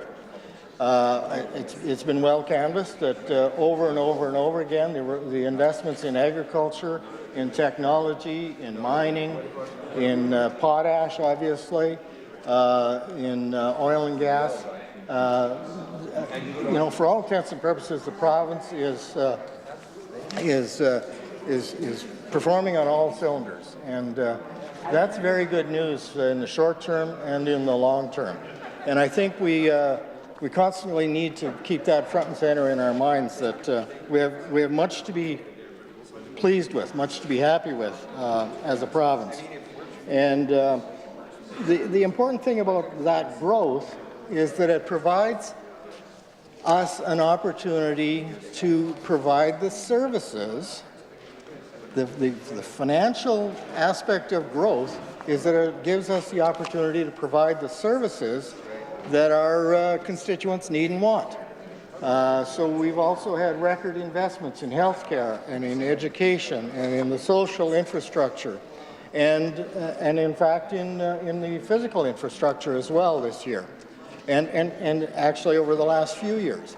So we can't have that. We can't have that investment in those services without growth, without the opportunity for businesses to succeed. And the obligation of the province of Saskatchewan, the government, is to facilitate those opportunities and, frankly, to get out of the way. Let businesses do what businesses do. And I think that's a very, very important element that is completely lost to members opposite. Completely. They want government to be engaged in every aspect of people's lives. And we're saying facilitate the good and get out of the way and let business, let communities, let people do the right thing. And we will be much better off. Mr. Speaker, change is difficult. Change is very, very difficult. And it's noticeable for all of us that the challenge in dealing with change is we all deal with change in our lives. We deal with change in our personal lives, in our business lives, in our communities. But I wanted to just talk a little bit about change from a little different angle than perhaps some of the other folks might do. And I want to address it by talking about a book that was written a number of years ago by an MLA from Alberta, Doug Griffiths, wrote a book, and this was brought to mind a couple of weeks ago at a meeting I was at, and I started thinking about this. The book that was written was called 13 Ways to Kill Your Community, and it was written by Doug Griffiths. I'm going to take a little bit of editorial liberty with the work that he did, and I hope he'll forgive me in so doing. But I want to talk, so what basically he was doing was saying, here's 13 things that communities typically do to themselves that cause communities to struggle. I'm going to reverse that. I'm going to talk about things that communities are doing today that are positive things that are going to move communities forward, move the province forward, move Canada forward. We have incredible opportunity in front of us, and we should be taking every possible advantage of it, and communities and people in Saskatchewan are doing that today. So I'm going to go chapter by chapter real quickly because I don't have a lot of time, but I want to talk about sort of how the chapters reflect what we are doing today. The first, chapter 1 was titled, Forget the Water. So basically what he was saying is that if you don't have good water, you're going to struggle as a community. And I'm going to say as a province, if you don't look after your water, you're going to struggle. But what I'm going to say is, importantly, we have taken that to a different angle and said, let's focus on infrastructure. Let's focus on getting our communities infrastructure back into good condition. So with the work that we've shared with the federal government and with municipal governments across the province through programs like ISIP, we've been able to reinvigorate an awful lot of infrastructure across the province. And in particular, I want to highlight a few things. And I'm not going to get into each individual community because there's just too many to talk about. But I do want to talk about one of the other pieces to this is municipal revenue sharing, which we put in place, which helps communities to have consistent flow of funding to facilitate their operations of their infrastructure. And then again, in terms of more global infrastructure, there's some of the other things that we've been doing this year. In my constituency, highway improvements on Highway 349, Highway 38, Highway 23, and my colleague from Carrier Valley talked about Highway 55, which is extremely important to our constituency and to the north, and will make a significant difference going forward. And one of the things that seems to get lost a little bit is the extraordinary value of passing lanes across the province. It saves lives. It means a great deal to the traveling public in Saskatchewan, including our tourists, and to their safety and to their lives. So I just wanted to mention that we have not forgot about the infrastructure. Chapter 2 is titled, Don't Attract Business. So what he was talking about there is you know, as communities, if you want to protect your businesses. And I'm going to reverse that and say, you've got to do everything possible to attract business. And there's an old phrase that comes to mind. It's a rising tide lifts all boats. And I think that's something important that we should keep in mind is that every new opportunity we have in the province, every new business, every new everything that comes into the province comes in and builds an infrastructure around it. Think about it from the perspective of a new shopping mall, for example. If you land the right core tenet, everything else builds up around that. All of the service businesses, all of the supporting infrastructure builds up around that. It's true with a mine. It's true with a oil and gas facility. It's true with a forestry facility. Everything requires those support mechanisms. So I think that's extremely important. The third chapter is titled, Don't Engage the Youth. Well, Mr. Speaker, it's obviously extremely important that we engage the youth. And we're doing that in so many different ways with our various education programs, our various support programs that we have in place. And I just want to highlight one particular program in that area. Today, there was a University of Saskatchewan announcement creating a new Bachelor of Science in Food Industry Management, which is reflective of what we're doing as an economy. We're focused on agriculture, we're focused on mining, we're focused on things that are growing the province and moving forward. So I think that's an extremely important indication that the education system is in tune with what we're trying to do. Chapter 4 is titled Deceive Yourself, and that's about recognizing who and what you are. And I'm just going to say, knowing who you are is fundamental to your success. And I would say that we have truly, truly identified who we are in recent months, in recent years. We are a province that has everything.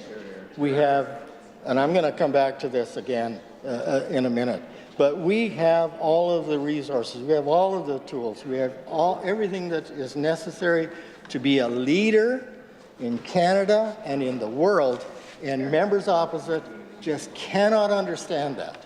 They just can't for a second believe that we could actually lead. And I've said it all earlier. Chapter 5 was titled Shop Elsewhere, and I'm going to say again, the position of members opposite is that, well, let them do it, don't worry, let them grow, let them build, let them, and then we don't have to worry about the challenges that come with that. We assume the responsibility, we take on the challenges, we're moving forward, and we're excited to do it. Chapter 6 is entitled Don't Paint. Like the NDP, live in the negative. Live in the negative. Go ahead, folks. Keep doing it. Live in the negative. You're fine. We're happy for you. Go for it. But on this side, we're talking about building, growing, and investing, and being the Saskatchewan that we know that we can be. Chapter 7 is titled Don't Cooperate. I'm saying that we are looking for every opportunity to cooperate with our partners across the country, to cooperate with other provinces. I noticed I think it was late last week, that the Premier of Alberta has reached out to talk about infrastructure and trade corridors. I think that's an extremely important conversation. I've been somewhat engaged in that for myself for a while, and I think that's a critical conversation that we need to have. We're working with our partners to grow and build Saskatchewan, Alberta, Manitoba, and Canada. And let's not lose sight of that. Hear, hear. Chapter 8 is live in the past. Well, that's those folks over there. What can I say? I'll just move on. Chapter 9 was titled Shut Out Your Seniors. So the gist of that chapter was, don't listen to your seniors. They're okay. Just let them carry on. Mr. Speaker, as I said earlier, we do an incredible amount of engagement with our communities, and seniors in every community are fully engaged with us, and we reach out regularly to the various advocacy groups that work with seniors' issues. We have a minister that's responsible for senior issues. What more could I say about that? Chapter 10 was titled Reject Everything New. what can I say? What can I say? So I think what we're saying, and I think what you're seeing in Saskatchewan today, is that we're embracing new technology, we're embracing new industry, we're embracing new ways of doing things. We're very, very excited about what's in front of us as a province. Chapter 12 has become complacent. Well, the members opposite would have us not rocking the boat. Just sit back, just don't do anything, and nobody will get hurt, right? Well, we're not buying that for a second. We are going to step out, and we're going to get recognized for what and who we are, and we're going to be very, very proud of our citizens, of our businesses, and we're going to celebrate their successes. And I want to talk just for a second about one particular piece that I'm particularly excited about, and that is our trade office that we just opened in Vietnam. And I'm particularly excited about Southeast Asia. I've been there a few times. And I think that area of the world has incredible opportunity. Vietnam, Cambodia, Laos, Myanmar, the Philippines, can't think of the others, but there's a couple other countries in that immediate area that we frankly haven't had a huge trade relationship in the past. But I can tell you from personal experience, from touring the countries, from being there, and my daughter lived there for 4 years, so have some familiarity with that area of the world. I can tell you that there is incredible excitement, incredible opportunity in that neck of the woods, in that part of the world, to grow and to build, and we, Saskatchewan, have the resources that they need. We have the resources they need. We have the rare earth elements, we have the potash, we have the oil and gas products, we have agriculture products, obviously. We have much that they need, and they have much that we need. We can share with them on so many different things. We have sharing agreements with them already on education and science and technology issues, on carbon capture, and a number of other things. And so we're already working with countries in that area in a lot of ways, but we're also very, very excited about the trade opportunities with our products and services. So Chapter 13 of that particular book says, don't take responsibility. Well, I think we've accepted responsibility very clearly for who we are as a province. We're stepping forward. We're dealing with the infrastructure deficit, and there's much more work to do. There's no question about it. Saskatchewan's a growing province. Much of the corporate or core infrastructure was built out 40 years ago, 40 to 60 years ago, 1960 some, I can remember. Well, I shouldn't say that, but in the 60s, a lot of the small town core infrastructure was built, and in fact, in my office here, I have a little piece that talks about, I think, the water system in my hometown, Porcupine Plain, was built in the 60s, and all of that needs replacement, all of that needs work, and we are doing it. We're working on things like the addictions treatment centers, new long-term care homes, new hospitals moving forward in Weyburn and Prince Albert. So why does that matter to the people of Porcupine Plain or to the people of my constituency, Kelvington-Woodien? Every new facility we build, every new piece of infrastructure we build across the province matters because it takes pressure off from somewhere else. And that, we have to always keep that in mind. We're talking about urgent care centers. We're talking about the recognition, the accelerated recognition of international healthcare credentials, the conversion of part-time to permanent full-time positions in the healthcare system that we've just announced. the recruitment mission to the Philippines, and active engagement with other countries. Mr. Speaker, as you know, but I want to advise the members opposite because they probably don't know this, Saskatchewan CA actually has sort of news every day, and there's announcements of all the things we're doing. You might want to pay attention to that. I want to take a couple of minutes. To talk about something that hasn't been brought up in this House before, but I think it's extremely important. Bill C-235 is moving through committee at the federal level. We've talked about the challenges that we have in dealing with the feds on so many different things, from carbon tax to Bill C-69 and C-48 and so many others. But this one is scary. This one is scary. This is it sounds innocuous. It's an act respecting the building of a green economy in the prairies. Great. It sounds wonderful. But interestingly, it sets up a whole new level of bureaucracy, and they're going to tell us how we need to engage with the Government of Canada and the NDP-supported Liberal government. Let's not forget that. Anyway, Bill C-235. Pay attention, folks. Critical. I had much to say about that, but no time. Anyway, I just want to say in conclusion, of course I will be supporting the speech from the throne that was delivered last week.